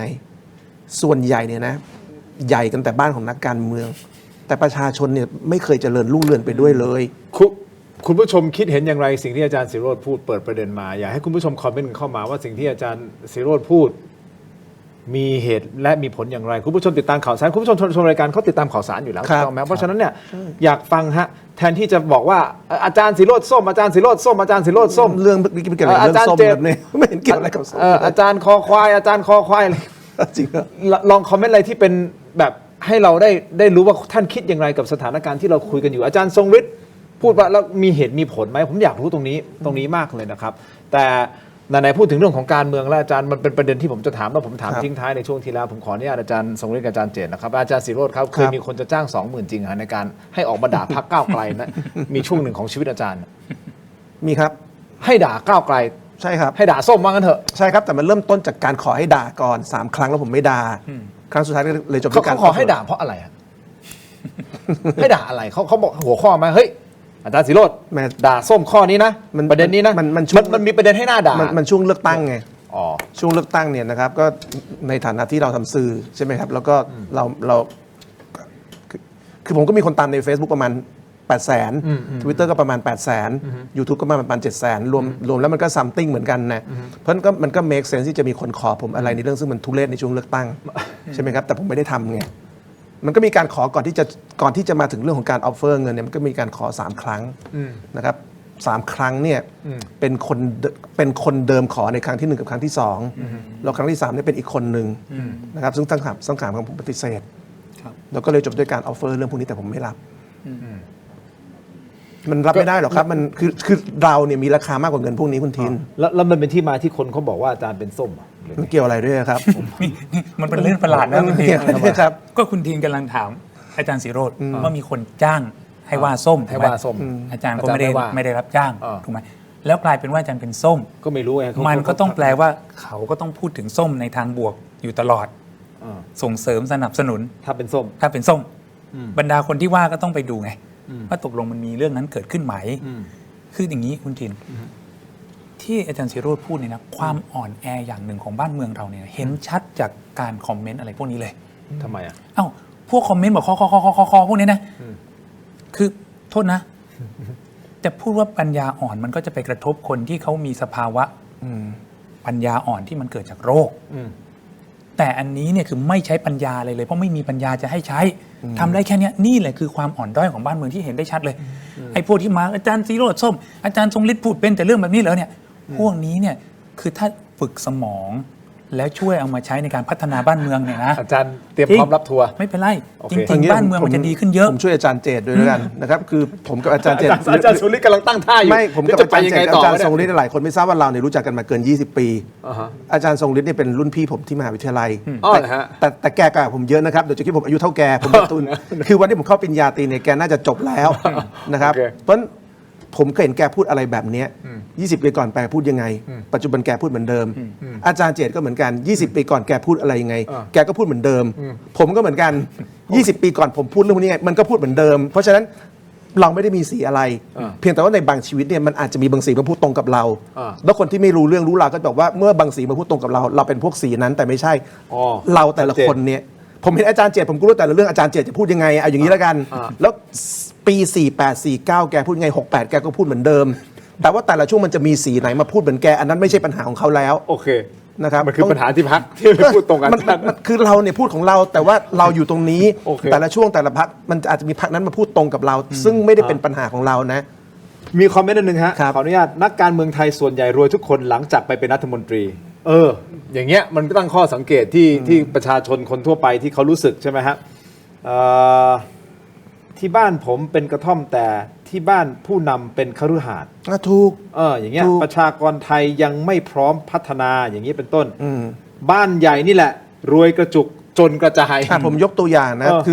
คือใครก็ตามที่เป็นคนไทยจังหวัดไหนเนี่ยนะบ้านใหญ่มันมีความเหมือนกันยังไง อืม นะครับบ้านใหญ่เนี่ยส่วนใหญ่ปัจจุบันเนี่ยส่วนใหญ่เป็นผู้มีอำนาจในแต่ละจังหวัด3 ชั่วคนแล้วนะบางจังหวัดปู่เป็นรัฐมนตรีใช่ไหมครับ ลูกคนโตเป็น ครับ สส ครับ นะครับหลานเป็นนายกอบจมันมีอย่างนี้เยอะมากนะครับไอ้โมเดลแบบเนี้ยแล้วไปดูเลยครับ จังหวัดที่มันอยู่ในโมเดลแบบเนี้ยนะครับสิ่งที่คุณเห็นคือจังหวัดไม่มีความเจริญเลยนะครับเคยเป็นอย่างไรเมื่อ 30 ปีก่อนเนี่ยผ่านไปดูเลย เหมือนเดิมมันใครที่บอกว่ามีนักการเมืองบ้านใหญ่ หรือว่ามีการเลือกตั้งคนเดิมอย่างต่อเนื่องแล้วประเทศเจริญไม่จริงครับ ไปดูจังหวัดที่มีบ้านใหญ่เอาจังหวัดใกล้ๆกรุงเทพจังหวัดไหนที่มีบ้านใหญ่มั่งแล้วดูสภาพแต่ละจังหวัดที่ใกล้กรุงเทพเป็นยังไง จังหวัดที่ใกล้กรุงเทพทั้งหมดมีบ้านใหญ่หมดแล้วคุณดูครับ เอาแค่ถนนฟุตบาทออกจากกรุงเทพเนี่ยมันต่างกันราวสวรรค์กับนรกหรือเปล่าง่ายๆแค่นั้นนะครับ คุณผู้ชมหลากหลายนะฮะ มีคนชมจาก watching from Melbourne Australia ขอบคุณมากนะครับ ที่ชมรายการของเราอยู่นะอาจารย์ทรงฤทธิ์ครับ สิ่งที่อาจารย์เจตอาจารย์ศิโรจน์พูด มันคือเป็นพื้นที่จังหวัดต่างๆ ที่เป็นอย่างนี้ แต่ของกัมพูชานี่คือมันคือทั้งประเทศเป็นอย่างนี้ ถูกต้องไหมฮะที่แบบว่ามีคนเดียวแล้วก็สืบทอดกันไป อันนี้คือรายจังหวัด ใช่ บ้านใหญ่ในรายจังหวัด แต่ของกัมพูชามันทั้งประเทศเป็นอย่างนี้ เพราะว่าคนที่เป็นคนกุมอำนาจคนเดียวคือคุณ ไม่ เซ ได้ น ฮะมันไม่ใช่ว่ามันมาเลยนะ มันค่อยๆทำนะฮะมันสั่งสม แล้วเราจะมีโอกาสไปเป็นกัมพูชางั้นหรือเปล่าฮะที่ เอ่อ ซิงเกิลเกตเวย์ สมัยผมเรียนธรรมศาสตร์เนี่ยผมพาน้องไล่พลเอกเปรมทุกวัน ก็เป็นรุ่นพี่ที่แย่ฮะเป็นเด็กปีหนึ่งแล้วเจอรุ่นพี่ซึ่งแก่ผมหลายปีพาไปทำเรื่องอะไรก็ไม่รู้ แย่มาก เขียนชื่อ2 คนนั้นมาให้หน่อยเบอร์โทรได้วยพูดครั้งละ 20,000นี่น่าสนนะผม60แล้วก็ได้ อาจารย์60แล้วเหรอ ได้600มา4 งวดแล้ว600เนี่ยคือคุณสมบัติครบในการได้600 อาจารย์60แล้วเหรอ นะครับ ฮะ แล้วก็รุ่นน้องนะฮะทำกิจกรรมสมัยก่อนก็นะฮะลุยด้วยกันนี่แหละสนามหลวงคือบ้านเรานะฮะตั้งเวทีก็นั่นแหละ สูตรสมัยนั้นเราก็คืออะไรนายกมาจากการเลือกตั้งประธานรัฐสภามาจากการเลือกตั้งเพราะสมัยนั้นนายกมันไม่ได้เลือกตั้งโดยตรงใช่ไหมฮะก็คือพลเอกเปรมใช่ไหมฮะแล้วก็ประธานรัฐสภาก็คือประธานวุฒิสมาชิก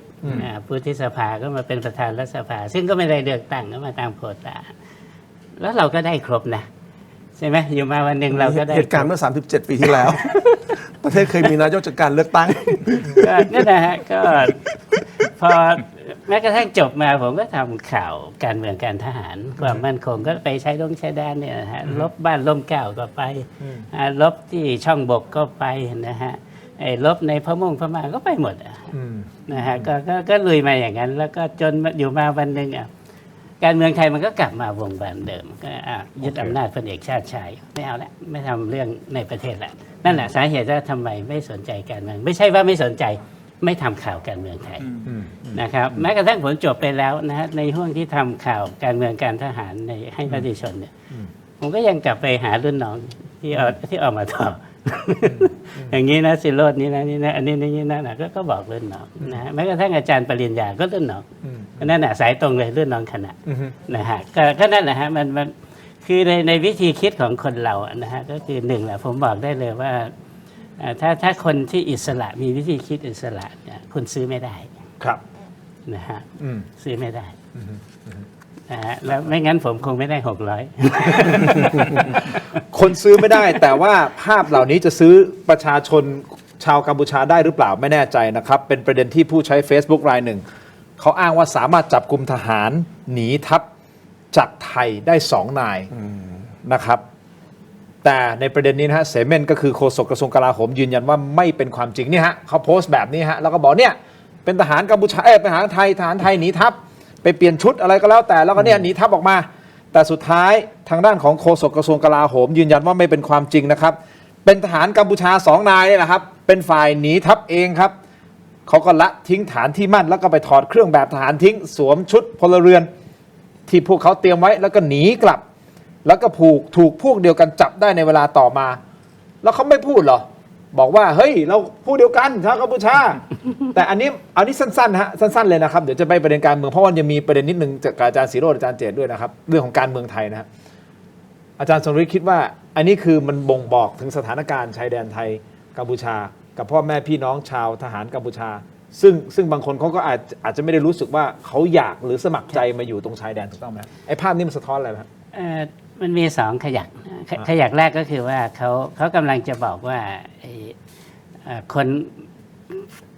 ตัวเองไม่ได้เพียงพำนะฮะกำลังจะบอกว่าแล้วก็จับทหารไทยได้โอเคชั้นนี้เจ๋ง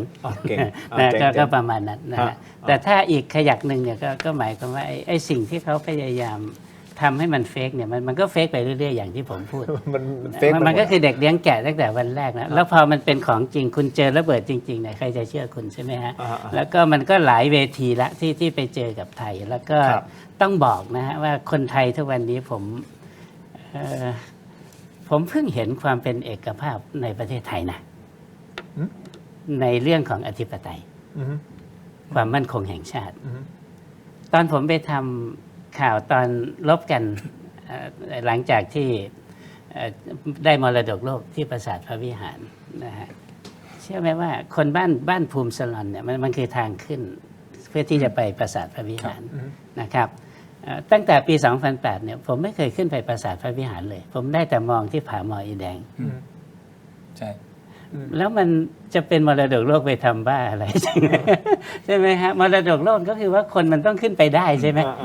ไอ้นี่คุณเซนบอกว่ามรดกโลกของฉันเนี่ยมันผิดแล้วนะตั้งแต่วิธีคิดแบบนี้แล้วก็ยังไม่พอ 2013 เนี่ยก็ยังไปถึงศาลโลกใช่ไหมฮะขยักมันเป็นอย่างนี้มาโดยตลอดก็คือว่าคือคุณเซนเนี่ยมันนึกอะไรไม่ออกเนี่ยก็คือทะเลาะกับไทยไว้ก่อนนะครับโอเคแล้วการจับการอะไรเนี่ยมันเมคได้หมดแล้วฮะแล้วก็ที่ผมบอกว่าที่เขาต้องการคือเขาไม่ได้ต้องการที่จะเอามาต่อสู้กับข้อมูลไทยนะแต่เขาต้องการให้คนข้างในเห็นเท่านั้นเองก็เหมือนกับภาพนี้นะฮะคุณผู้ชมครับ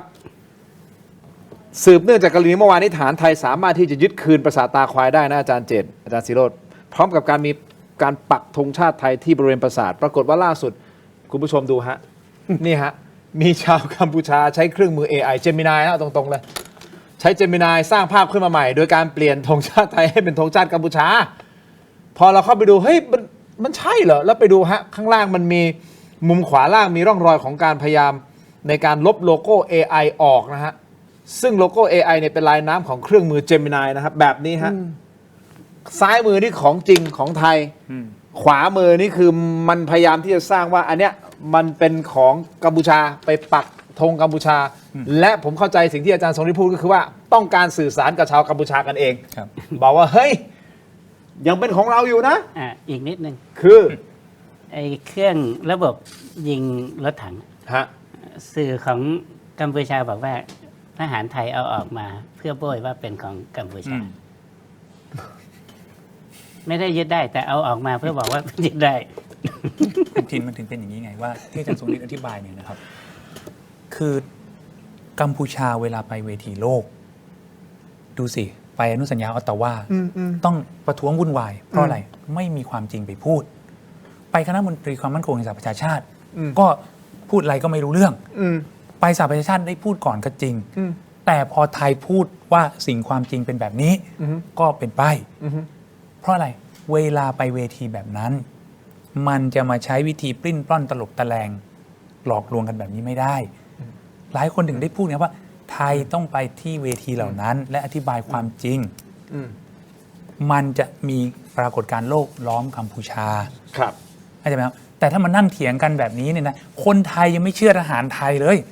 เวลาทหารไทยแถลงอะไรทหารเหรอมันก็อย่างนี้แหละอยากได้ประโยชน์อยากได้งบประมาณอยากเป็นฮีโร่ยังมีคนไทยพูดอย่างนี้กันอยู่เพราะฉะนั้นเนี่ยมันไม่ผิดอะไรหรอกที่คนจะเชื่อไม่เชื่อแต่วิธีการทำให้ความจริงเป็นที่ปรากฏคือชุดความจริงมันมีเยอะแต่เมื่อเราเอาไปพูดกับชนชาวโลกเราจำเป็นต้องตั้งมั่นในการที่จะไปพูดเพราะถ้าเราตั้งไม่มั่นเนี่ยเราไปพูดเสร็จปุ๊บนะเราเขวแล้วเราจะต้องเอาความจริงไปบอกเขาเพราะถ้าเราเอาความเท็จไปบอกนะท้ายที่สุดชนชาวโลกก็จะไม่เล่นกับเราด้วยมันก็เหมือนคลายวูฟเหมือนที่อาจารย์ทรงฤทธิ์บอกเด็กเลี้ยงแกะคลายวูฟได้กี่ทีพอท้ายที่สุดนะหมาป่ามาจริงนะคลายวูฟให้ตายก็ไม่มีใครช่วยแล้วนั่นคือสิ่งที่กัมพูชากำลังเจออยู่ณตอนนี้นะครับคุณผู้ชมเพราะฉะนั้นยึดมั่นในการทำตรงนี้ต่อไปอาจารย์ศรีโรจน์ผมขอไปที่ประเด็นการเมืองเลยวันนี้มีประเด็นร้อนแรงก็คือศาลสั่งจำคุก2 ปีนายจิรัตน์ซึ่งเป็นอดีตสสพรรคประชาชนนะครับปมใบสด43วันนี้เองนะฮะคุณผู้ชมครับ9:45 นาทีนะฮะทางด้านของศาลอาญาถนนรัชดาภิเษกมีคำพิพากษาจำคุก2 ปีนี่นะฮะคุณจิรัตน์ทองสุวรรณอดีตสสพรรคประชาชนโดยไม่รอลงอาญาด้วยนะครับคุณผู้ชมในคดีมหากาพย์นะฮะใบผ่านเกณฑ์ทหารหรือสด43ปลอมสด43ปลอมซึ่งศาลพิเคราะห์พยานหลักฐานเห็นแล้วว่าจำเลยมีความผิดจริงฐานใช้เอกสารราชการปลอมแต่ในส่วนข้อหาปลอมเอกสารขึ้นมาเองและความผิดพรบคอมพิวเตอร์ศาลมีคำสั่งยกฟ้องครับในประเด็นนี้อาจารย์ศรีโรจน์มองยังไงในฐานะที่อาจารย์บอกมีแต่คนบอกอาจารย์เป็นส้มซึ่งอันนั้นคือแล้วแต่สังคมเขาจะว่างั้นนะฮะแต่ว่าผมโดนมาตั้งหลายสีนะครับคือพี่ผมเป็นองค์อาจเนี่ยผมก็โดนว่าเป็นเด็กประชาธิปัตย์องค์อาจข้ามไพบูลย์ปี53ผมก็โดนว่าเป็นควายแดงนะครับเพราะฉะนั้นปีนี้ก็เป็นส้มโอเคงั้นอาจารย์แบบเนี้ยมันจะทำให้คะแนนเสียงของพรรคประชาชนได้รับผลกระทบไหมอันนี้คือ1ประเด็นนะยังมีประเด็นเรื่องของการทำ MOA กับภูมิใจไทยในครั้งเนี้ยคือมันเป็นจุดอ่อนมากๆหรือมันเป็นข้อเพียงพล้ำของพรรคประชาชนหรือเปล่าที่ทำให้คะแนนเสียงเขาได้รับผลกระทบหรือเปล่าอาจารย์วิเคราะห์ไงครับถ้าถามผมต้องแยกกับเรื่องคนละคดีนะเพราะคุณที่ถามเรื่องคะแนนนะถ้าถามเรื่องคะแนนเนี่ยผมไม่แน่ใจว่ามีหรือเปล่าหรือถ้ามีก็ไม่น่าจะเยอะเพราะว่ามันก็เป็นเรื่องตัวบุคคลใช่ไหมครับแต่พูดอย่างนี้คนก็บอกว่าแหมมีอะไรก็อ้างว่าเป็นเรื่องตัวบุคคลก็นี่มันเป็นเรื่องตัวบุคคลจริงๆมันไม่ใช่เรื่องเป็นการกระทำของกลุ่มใช่ไหมครับนั่นเคสนี้เป็นเรื่องตัวบุคคลมันพอเป็นเรื่องตัวบุคคลเนี่ยทุกพรรคมันก็มีเรื่องตัวบุคคลทั้งนั้นใช่ไหมครับอย่างเพื่อไทยก็เคยมีเรื่องของสสกระทืบคนอย่างเงี้ยภูมิใจไทยก็มีเรื่องของสสจะไปดักตบสสอีกพรรคหนึ่งที่สนามบินคือถ้าทุกพรรคเนี่ยมันมีเรื่องคนแบบนี้หมดนะครับจะบอกว่าเป็นกระทบกับคะแนนไหมเนี่ยผมก็เลยไม่กล้าตอบนะครับผมว่ามันอาจจะได้แค่เป็นประเด็นเอาไว้สำหรับหล่อเลี้ยงคนที่ไม่ชอบแต่ละพรรคว่าพรรคนี้ขอโทษนะแม่งแย่พรรคนี้แม่งเลวมีเรื่องแบบนี้แต่ทุกพรรคนี่มีเรื่องแบบนี้หมดนะครับข้อที่1ข้อที่2คืออะไรนะครับว่าการที่จะไปเซ็น MOU MOA โทษที MOA กับพรรคภูมิใจไทยครั้งเนี้ย MOA ก็มีปัญหาเสียรังวัดเยอะหรือเปล่าก็มีปัญหาเพราะเราก็เห็นว่าพอ MOA ไม่นำไปสู่การเกิดรัฐธรรมนูญนะครับผลการสำรวจคะแนนเขาก็ตกลงก็ต้องยอมรับว่ามีปัญหานะครับแต่ว่าผมว่าก็ต้องกลับไปสู่เรื่องเดิมก่อนว่าวันนั้นเนี่ยทางเลือกของประเทศมีแค่2ทางนะคือพรรคประชาชนเนี่ยเขาไม่มีแคนดิเดตนายกของเขาแล้วคุณพิธาถูกตัดสิทธิ์ไปพรรคก้าวไกลถูกยุบเพราะฉะนั้นเมื่อมาเป็นพรรคประชาชนเนี่ยพรรคประชาชนคือพรรคที่ไม่มีแคนดิเดตนายกวันนั้นประเทศมีแค่2ทางนะครับคือคุณจะโหวตชัยเกษมจากพรรคเพื่อไทยเป็นนายกซึ่งก็แปลว่าคุณแพทองธารซึ่งมีปัญหาเรื่องคลิปอังเคิลและมีปัญหาที่คนไทยคลางแคลงใจว่าสนิทกับฮุนเซนนะครับมากเกินไปหรือเปล่าตอนนั้นคุณทักษิณยังไม่ได้เข้าคุกนะครับก็มีประเด็นเรื่องคุณทักษิณอีกว่าถ้าเพื่อไทยได้เป็นรัฐบาลจะมีการช่วยคุณทักษิณไม่ติดคุกคดีชั้น14หรือเปล่าบทบาทฮุนเซนกับพรรคเพื่อไทยจะเป็นยังไงนะครับถ้าวันนั้นประเทศมันมีอยู่แค่นี้คือถ้าคุณโหวตชัยเกษมคุณก็จะเจอคำถามแบบนี้แปลว่าพรรคประชาชนช่วยคนที่มีปัญหาเรื่องคลิปอังเคิลใช่ไหม แปลว่าพรรคประชาชนช่วยคนที่อาจจะมาบีบคดีชั้น 14 หรือเปล่านะครับแล้วถ้าคุณโหวตชัยเกษมวันนั้นสิ่งที่คุณจะได้คือครม.ซึ่งมีคุณสมศักดิ์สุริยะภูมิธรรมคุณธรรมนัสก็จะยังอยู่ต่อนะครับคุณเดชอิฐคุณเฉลิมชัย ครับ นั่นก็คือสิ่งที่มันจะมาเป็นแพ็กเกจถ้าวันนั้นโหวตชัยเกษมในครม.จะมีสมศักดิ์สุริยะภูมิธรรมเดชอิฐนะครับเฉลิมชัยคุณธรรมนัสอยู่ในครม.คุณเอาไหมล่ะนั่นคือปัญหาแล้วคุณชัยเกษมแกก็เป็นคนที่บอกเองตลอดว่าพรรคเพื่อไทยก็ไม่เคยมาติดต่อแกว่าจะให้แกเป็นแคนดิเดตนี่คือสิ่งที่ทุกคนทราบคุณชัยเกษมไม่เคยปรากฏตัวยกเว้นวันสุดท้ายก่อนบทนายกและเป็นการปรากฏตัวในรูปคลิปแล้วก็นั่งอ่าน iPad ก้มอ่าน10 นาทีอันณวันนี้จนถึงวันนี้ใครเคยเห็นคุณชัยเกษมพูดอะไรเรื่องชาติบ้านเมืองบ้างไหม ครับ มีไหมครับในวันที่แกอยากจะเป็นแคนดิเดตนายกอยากได้เสียงโหวต ครับ แกไม่เคยเจอส่วนสาธารณะตรงไหนเลยไม่มีใครรู้ว่าชัยเกษมคิดอ่านอย่างไรเลยนั่นคือช้อยส์ถ้าโหวตเพื่อไทยนะครับคุณก็ได้ชัยเกษมเป็นนายกทักษิณอุ๋งอิงภูมิธรรม เพราะฉะนั้น สมศักดิ์สุริ เพราะฉะ ยะ นั้นกำลังจะบอกว่าในช่วงเวลานั้นช้อยส์มันเป็นอย่างนี้ เพราะฉะนั้นการตัดสินใจในการที่จะไปร่วมกับภูมิใจไทยคือช้อยส์ที่ดีกว่า ไม่ได้บอกว่าดีที่สุด ผมไม่ได้บอกว่าดีกว่า อันนั้นแล้วแต่ดีหรือไม่เนี่ยแล้วแต่คนเลือก โอเค แต่บอกช้อยส์ประเทศวันนั้นมันมีแค่เนี้ย โอเค มันมีแค่เนี้ยก็คือถ้าคุณไม่โหวตอนุทินคุณก็โหวตชัยเกษม อ่า นะครับโหวตอนุทินคุณก็เห็นสภาพเป็นแบบเนี้ย โอเค แต่ถ้าวันนั้นคุณโหวตชัยเกษมคุณโอเคไหมล่ะถ้าจะมีคนอย่างภูมิธรรมอยู่ในคอรมอ โอเคก็อาจ อุ้ง จะเป็ อิ น งทักษิณคุมรัฐบาลต่อ ก็อาจจะเป็นอีกทางหนึ่งหรือเปล่าเราก็ไม่แน่ใจ ไม่แน่ก็แล้วแต่คนเลือกใช่ไหมครับ ผมไม่ได้บอกว่าแบบไหนดีกว่านะ อ่า ไม่มีคำพูดนั้นจากผม แต่ผมบอกว่าช้อยส์ประเทศวันนั้นไม่มีแค่ 2 ทาง คุณก็เลือกเอาแล้วกัน อาจารย์เจตจะ คุณทินถ้าคุณทินจำได้ที่โต๊ะนี้เลยผมเนี่ยพูดตั้งแต่ตอนที่คุณแพทองทานยังไม่พ้นจากตำแหน่ง ว่ายังไงคุณแพทองทานพ้นจากตำแหน่งแน่ แล้วมันจะมีสถานการณ์ที่พรรคประชาชนจะต้องตัดสินใจจำได้ไหมผมพูดเรื่องเข้าร่วมกับพรรคภูมิใจไทย แล้วผู้นำจิตวิญญาณของทางพรรคประชาชน อาจจะอยู่ในคณะก้าวหน้าหรือเปล่าผมจำไม่ได้นะก็น่าจะอยู่ในคณะก้าวหน้ายังบอกว่าผมมีนอกมีในกับคุณอนุทินหรือเปล่าเลยจำได้ไหมคุณทินโต๊ะเนี้ย ย้อนกลับไปดูได้ ใช่ไหมผมท้ายที่สุดพอถึงเวลาที่รู้ว่าคุณณัฐพงศ์แถลงว่าจะไปเลือกภูมิใจไทย ก็โต๊ะนี้อีก บอกว่าคุณก็เข้าร่วมกับเขาเลย แล้วก็เลือกบรรดากระทรวงที่คุมได้ ถ้าคุณเลือกมหาดไทย คุณก็จะคุมทำให้เขาไม่สามารถไปโยกย้ายคนนู้นคนนี้คนนั้นได้ แต่ถ้าคุณอยากจะย้ายแบบที่เป็นธรรมคุณก็ทำไปสองคุณก็ไปคุมยุติธรรมสิถ้าเกิดคุณอยากรู้ว่าเรื่องคุณทักษิณเนี่ยมันบิดพริ้วหรือไม่มันเกิดปัญหาใช่หรือเปล่าแล้วถ้าคุณคิดว่าคุณอยากจะแก้ปัญหาของบ้านเมือง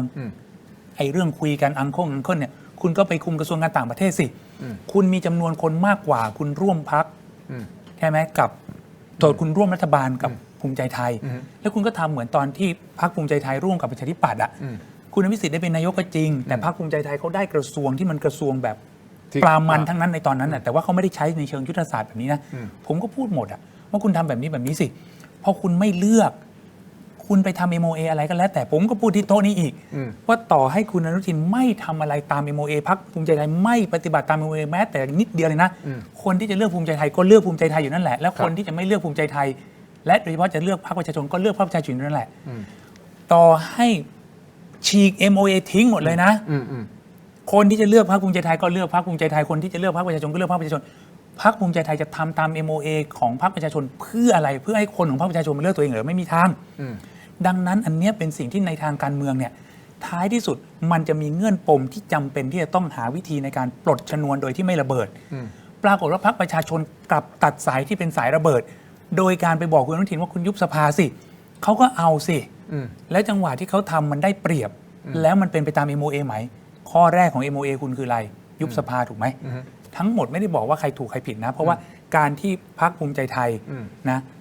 ระลอกหลังเอาละระลอกแรกที่คุณภูมิธรรมย้ายเต็มไปหมดเลยเพราะเพื่อจะให้ได้เปรียบสำหรับพรรคเพื่อไทยพอพรรคภูมิใจไทยมาคุณก็ย้ายไปสำหรับเพื่อจะให้ได้เปรียบกับพรรคภูมิใจไทยนี่คนเขาว่ากันแบบนี้นะใช่หรือเปล่าไม่รู้แต่ว่าคนเขาก็รู้สึกว่าเฮ้ยมันเกิดอะไรขึ้นวะแล้วการที่บรรดาพรรคทั้งหลายเลิกพรรคตัวเองแบบโทษนะไปขอโทษอนุสาวรีย์แล้วก็ยังปฏิญาณว่ายังไงก็ตามนะจะต้องเป็นรัฐบาลให้ได้นี่คือปฏิญาณของท่านแปลว่าอะไรดูดกันเข้าไปทั้งหมดพร้อมแล้วถูกไหมพรรคประชาชนพอโดนแบบนี้มันเริ่มมาตั้งแต่แรกที่คุณไปเลือกแบบนี้แล้วเวลาที่จะทำรัฐบาลเสียงข้างน้อยเขาไม่ทำกันไปเรื่อยแบบมา MOA อะไรนี่หรอก เขามีกลไกมากกว่านี้คุณไม่ใช้ก็ช่วยไม่ได้ ก็แบบอาจารย์ศิโรจน์บอกไม่รู้ว่าดีกว่าหรือไม่นะ แต่คุณเลือกแล้วคุณก็ต้องรับผลลัพธ์ของการเลือกนั้น โอเค ผมไม่แน่ใจอาจารย์สมฤทธิ์บอกว่าไม่ทำข่าวการเมืองไทย ผมก็เลยไม่ขอสมุนอาจารย์จะวิเคราะห์อะไรการเมืองไทยตรงนี้ก่อนไหมฮะ ก็เอาเป็นว่าที่ผมบอกว่าผมเพิ่งเคยเห็นเอกภาพในประเทศในแง่ของทุกคนรักประเทศชาติบ้านเมืองนะครับรักอธิปไตยรักดินแดนนะฮะแล้วก็ต้องเอาคุณเจริญฮุนเซนขอบคุณฮุนเซนเยอะๆนะครับที่ทำความขัดแย้งครั้งนี้ ให้คนไทยเห็นความสำคัญของชาติบ้านเมืองมากขึ้นนะฮะนะครับภาษาเขมรเขาเรียกว่าเอาคุณเจริญขอบคุณมากคุณสมเด็จฮุนเซน ก็ผมเอาอย่างนี้นะผมไปเจอคนที่อยู่ในท้องถิ่นนะฮะในความขัดแย้งในเรื่องปราสาทพระวิหารเนี่ยมันมีอยู่ช่วงเวลาหนึ่งซึ่งเราใส่เสื้อสีต่าง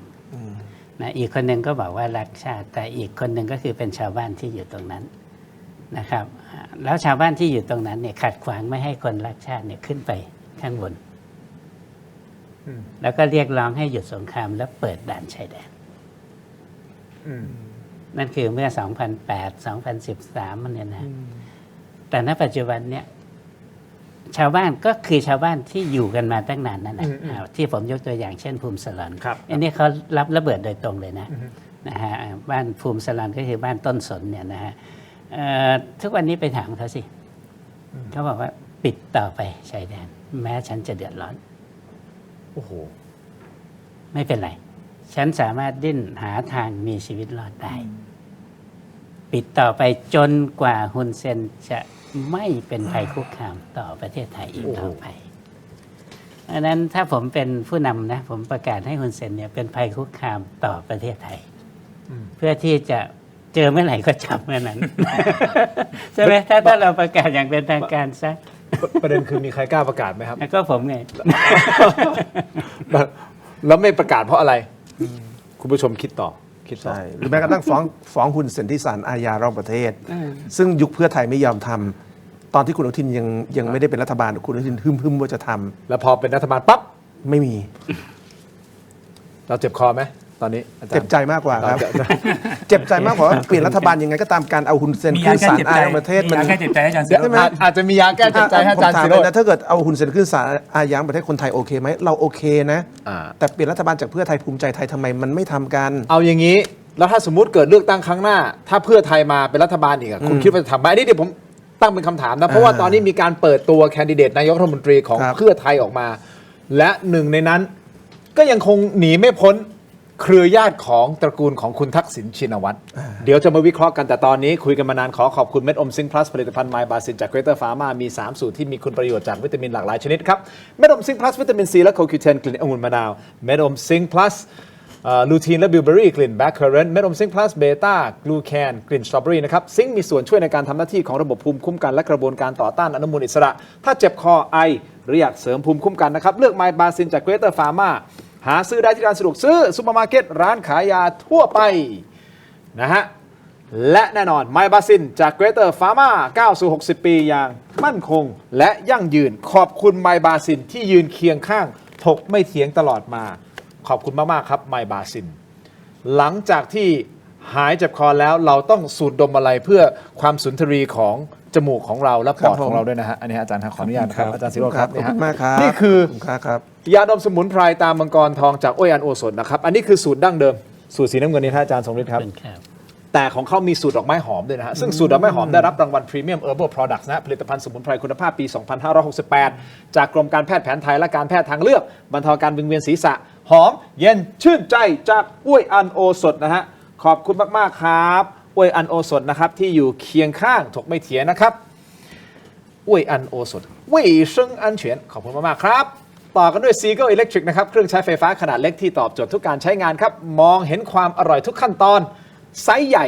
เสิร์ฟได้ทั้งครอบครัวนะครับหม้อทอดกรอบไร้น้ำมันครับดิจิทัล5 ลิตรควบคุมแม่นยำตรงตามความต้องการนะฮะ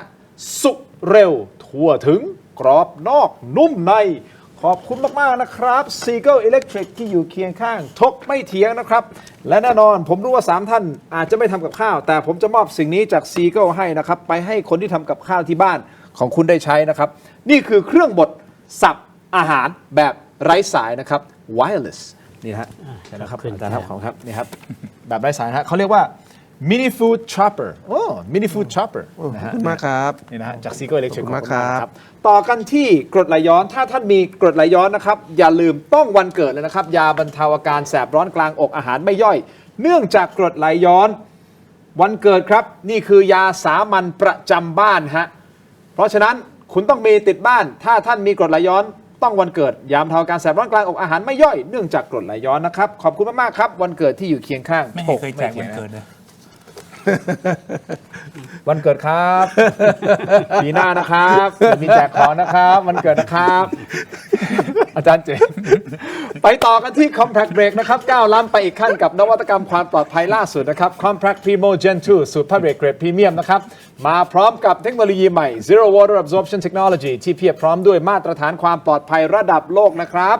พร้อมแล้วที่จะทำให้ทุกเส้นทางอยู่ในคอนโทรลของคุณครับจัดจำหน่ายแล้ววันนี้ที่ร้านอะไหล่ชั้นนำทั่วประเทศนะครับและ Compact Premium Service Center Compact Primo Gen 2 All in Control ขอบคุณมากๆครับ Compact Break นะฮะแล้วไม่ต้องถามแล้วไม่มี Compact เคย Break ถาม แจก แล้ว มา เคยถามแล้วมันมีความซับซ้อนไม่ได้แจกง่ายๆ Compact Break ครับ Compact Break นะครับขอบคุณมากครับแต่อันนี้ผมให้ครับ อันนี้จากหานคู่ฮะของดีชัวร์ๆ ครับ อาจารย์ครับ ขอบคุณครับ อาจารย์ทั้ง 3 ท่านฮะอาจารย์เจตครับ ขอบคุณมากครับ อาจารย์ศิโรจน์ครับ ข ข อ อ บบ คุ คุณ ณ มาก ครับ ครับ ขออนุญาตฮะนี่คือยาธาตุน้ำขาว 49 บาทฝาสีฟ้าตราหารคู่ครับ มาตรฐานสากลครับหาซื้อง่ายตามร้านขายยาแผนปัจจุบันทั่วไป ราคาเพียง 49 บาทเท่านั้นเข้าถึงง่ายครับจาก HK Pharmaceutical นะครับผมบอกได้เลยนะฮะว่านี่คือยาธาตุน้ำขาวมาตรฐานสากลจริงๆนะครับราคาเพียง 49 บาทฝาสีฟ้าตรงนี้นะฮะจำไว้เลยนะฮะยาธาตุน้ำขาวตราห่านคู่ ขอบคุณมากๆนะครับห่านคู่ที่อยู่เคียงข้างชกไม่เถียงครับขอบคุณครับต่อกันที่นวัตกรรมใหม่อันนี้ไม่มีแจกนะผมบอกได้ก่อนนะ Brentech Tri Screen นะฮะจอเสริมสุดล้ำสามารถทำงานพร้อมกันได้ถึง 4 หน้าจอในเวลาเดียวกันนะครับด้วยความคมชัดระดับ Full HD การเชื่อมต่อที่ง่ายสุดๆครับเพียงเสียบสาย USB Type C พร้อมใช้งานทันทีนะครับน้ำหนักเบาด้วยพกพาสะดวกด้วยนะฮะถ้าท่านสนใจเข้าไปที่ Facebook ของเรา Tero Digital Tero Digital ใน Facebook นะครับถ้าท่านตัดสินใจสั่งซื้อมี 2 ขนาดให้เลือกด้วยกัน14 นิ้วกับ 16 นิ้วซึ่งในรายการตรงนี้ที่เราวางโชว์ตรงนี้คือ 14 นิ้วอย่าลืมฮะตอนสั่งซื้อใส่โค้ด Let's Play AI Let's Play AI นะครับรับส่วนลดทันที 2,000 บาท 2,000 บาท discount Let's Play AI นี่นะครับ Brentech Tri Screen นะฮะขอบคุณมากๆนะครับที่อยู่เคียงข้างโทรไม่เถียงนะครับต่อกันที่อันนี้อาจารย์เจน อาจารย์เจนซักผ้าเองไหมครับอาจารย์เจนซักผ้าเองไหมหรือจะให้คนที่บ้านซักให้เขา แล้วแต่โอกาสครับ แล้วแต่โอกาสอาจารย์ซิโร่ซักผ้าเองไหมครับ ผมซักเองครับ ซักเอง ไม่เคยมีคนซักให้ มัน เลยครับ ไม่พอแล้วเด็ก ซักเองตลอด เอาวางตัวนี้ก่อนก็ได้ครับวางตัวนี้ก่อนก็ได้อาจารย์สมฤทธิ์ครับผมมาตัวนี้ก่อนได้เลยครับตรงนี้ได้เลยโอเคจะได้ไม่บังหน้าหล่อๆของอาจารย์นะครับคุณผู้ชมครับบริษัทสะดวกสะอาดปลอดภัยจำกัดคือผู้ผลิตผงซักฟอกแบรนด์ไทยแท้ที่อยู่เบื้องหลังสินค้าคุณภาพในร้านค้าชั้นนำมากมายนะครับไม่ว่าจะเป็นแบรนด์คุ้มค่าแบรนด์ Clean Action ของ 7-Eleven และ Lotus นะครับแบรนด์แชมป์ของ CJ Express และยังมีแบรนด์ Clean D ของ Big C ด้วยนะครับและยังมีก้อนดับกลิ่นโถปัสสาวะชาย Apps นะดีไซน์สวยห้องน้ำหอมเพราะฉะนั้นถ้าคุณสนใจสั่งซื้อหรืออยากจะผลิตผงซักฟอกในแบรนด์ของตัวเองแล้วก็ติดต่อได้ทุกช่องทางที่ชื่อว่า Thai Detergent นะครับขอบคุณมากๆนะครับสุดท้ายสุดคุณผู้ชมครับใครที่ชม YouTube อยู่นะตอนนี้คุณผู้ชมบางท่านอยากจะช้อปปิ้งในเวลาเดียวกันนะฮะมันมีตะกร้าตรงนี้ฮะสัญลักษณ์ตะกร้าคุณกดไปครับปึ้งแล้วสินค้าต่างๆที่เราพูดในรายการนี้และอย่างอื่นด้วยนะฮะที่มีอยู่ในช้อปปิ้งของ Tero Digital ใน YouTube เนี่ยฮะเข้าไปเลือกสินค้าได้เลยนะครับหนึ่งในนั้นคือชนแฮนด์ครีมนะครับนี่ฮะเป็นครีมทามือสูตรน้ำมันหอมระเหยนะครับจากชนอโรมาทิกนะฮะซึ่งชนอโรมาทิกเป็นแบรนด์ที่ผมทำมาหลายปีแล้วนะครับคุณผู้ชมครับคือขายในศูนย์การค้าชั้นนำนะฮะไม่ว่าจะเป็นไอคอนสยาม Central World M Quartier King Power นะครับอันนี้เป็นหนึ่งใน50 SKU ที่ผมมีอยู่แล้วอยากจะลองเปิดใจกันดูนะครับบอกว่าราคาคุ้มค่าเข้าถึงง่ายครับเป็นครีมทามือที่ไม่มีน้ำหอมนะครับแต่มาจากน้ำมันหอมระเหยแท้อยู่ในนี้ครับเป็นธรรมชาติแน่นอนเลยนะครับไม่เหนียวเหนอะหนะฮะซ่อมแซมฟื้นฟูมือพังซ่อมได้ลดริ้วรอยนะครับมีสารไฮยาลูรอนิกต่างๆนะดอกพิโอนี่สารสกัดจากธรรมชาตินะครับลองเปิดใจดูนะฮะคุณผู้ชมถ้าคุณบอกว่าจริงฟังคุณทินขายของแล้วเพลินเลย คุณก็ต้องซื้อของเพลินเลยด้วยเช่นเดียวกันนะครับกดเข้าไปที่ Shopee Lazada นะฮะ Facebook นะครับรวมถึง TikTok ด้วยนะครับเข้าไปพิมพ์คำว่าชน CHOL ครีมทามือแล้วไปเจอครับครีมทามือของเราแล้วลองเปิดใจดูนะฮะอยากให้ลองให้คนไทยได้ลองใช้นะฮะผลิตภัณฑ์แล้วก็เป็นแบรนด์ที่ชาวต่างชาติยอมรับเพราะว่าผมขายส่วนใหญ่เป็นชาวต่าง ปก ชาติ ติคุณไลฟ์ขายของด้วยป่ะ นอกจากทำรายการแบบนี้คุณไลฟ์ขายของด้วยไหม ผมก็คือเดือนละ2 ครั้งครับจะมี แล้วทำไมอันนี้ไม่มีแจกมั้างครับ ครับ ทำไมอันนี้ไม่มีแจกมั้างครับ ผมบอกที่ไอ้ ผม ทีมงาน อยากเปิดใจ ทีมงาน ครับ ชนนมาทิ แต่ไม่มีแจก อยากเปิดใจใช่ไหมครับ อยากเปิดใจ เฮ้ย นะ ชนนมาทิคืออย่างนี้ฮะผมกำลังปรับวิธีมาร์เก็ตติ้งปีหน้าเดี๋ยวผมจัดให้ อ่า ปาน อันนี้ CEO นั่งอยู่เองด้วยเนี่ย ผลิตภัณฑ์นี้ผมไม่ค่อยกล้าขอแจก ทำไมอะครับ มันมีเงื่อนปม มันมีประเด็นเหรอฮะ ไม่กล้า เหร ข อ อแจก โอ้ เรื่องปมอะไรอาจารย์เจนขอบคุณมากๆนะครับอย่างนี้ฮะคุณผู้ชมไปดูเรื่องหน่อยไปดูเรื่องนี้ก่อนฮะนิดเดียวสั้นๆนิดเดียวฮะเดี๋ยวจะได้แยกย้ายกันทำมาหากินแล้วนะครับแต่อันนี้เป็นประเด็นสำคัญเพื่อไทยอาจารย์ศิโรจน์ ครับ เพื่อไทยเปิดตัวแคนดิเดตนายกรัฐมนตรี 3 ท่านครับ คุณยศชนันท์วงศ์สวัสดิ์เป็นลูกชายของคุณสมชายวงศ์สวัสดิ์อดีตนายกรัฐมนตรีนะครับกับคุณเยาวภา แล้วก็มีอีกท่านหนึ่งฮะคุณสุริยะจึงรุ่งเรืองกิจเป็นผู้อำนวยการการเลือกตั้งพรรคเพื่อไทยแล้วก็เป็นแกนนำคนสำคัญนะแล้วยังเป็นนายทุนของพรรคด้วยนะฮะสำหรับคุณสุริยะจึงรุ่งเรืองกิจส่วนอีกท่านหนึ่งครับคุณจุลพันธ์อมรวิวัฒน์นี่คือหัวหน้าพรรคเพื่อไทยเลยนะครับคุณจุลพันธ์ถามว่าคุณจุลพันธ์เนี่ยจริง ๆก็น่าจะเป็นรุ่นพี่ผมปีหนึ่งมั้งถ้าผมจำไม่ผิดปี2 ปีนี่แหละครับก็คือเป็นคนที่อยู่เป็นรอยต่อระหว่างคนรุ่นก่อน กับคนรุ่นใหม่นะครับนี่คือ3แคนดิเดตอาจารย์ศิโรจน์วิเคราะห์หน่อยฮะอันนี้คือสามารถที่จะยกระดับของเพื่อไทยกลับมาทำคะแนนได้ไหมช่วงนี้คือเขาเงียบไปเยอะนะเงียบไปนานนะตั้งแต่ภูมิใจไทยขึ้นมาแล้วภูมิใจไทยโดนกระสุนตกหนักมากเลยในหลาย ๆ เรื่องเพื่อไทยซุ่มเงียบมีโอกาสไหมอาจารย์วิเคราะห์นิดหนึ่งสั้น ก็ถ้าคุณจุลพันธ์หรือคุณสุริยะมีศักยภาพจะทำคะแนนให้พรรคได้ก็คงถูกคุณทักษิณใช้บริการตั้งแต่ปี 66 แล้วครับปี 66 คุณทักษิณไม่เคยใช้คุณสุริยะในการหาเสียงนะครับไม่มีนะครับไม่มีเลยนะครับเพราะฉะนั้นผมว่าก็เฉพาะคุณจุลพันธ์กับคุณสุริยะไม่ได้เป็นคนที่จะดึงคะแนนได้ ๆแต่ เอาไว้เพื่อไม่ให้คนไหลออกจากพรรคคือปัญหาของเพื่อไทยรอบนี้คือคนมันจะไหลออกจากพรรค เลื่อนไหล ใช่พอเห็นคุณสุริยะเนี่ยเลื่อนมันจะไหลน้อยลง เพราะคุณสุริยะเป็นคนมีน้ำใจดูแลคนเก่งนะครับเพราะฉะนั้นคนก็จะไหลน้อยลง คุณจุลพันธ์ก็ผมคิดว่าคล้ายๆกันนะครับก็คือตรึงให้คนไม่ไหลออกจากพรรคนะครับคุณยศนันท์ก็คือความเป็นหลานคุณทักษิณนะมันก็คือการช่วยตรึงไม่ให้คนไหลออกจากพรรคไปมากกว่าที่ผ่านมาเพราะฉะนั้นผมว่าพรรคเพื่อไทยรอบนี้ไม่ได้จัดทีมเพื่อหวังชนะที่1ไม่ได้แม้กระทั่งหวังชนะที่2แต่จัดเพื่อไม่ให้คนไหลออกจากพรรคจนเลือด ไม่ได้หวังที่ 2 ด้วยเหรอฮะ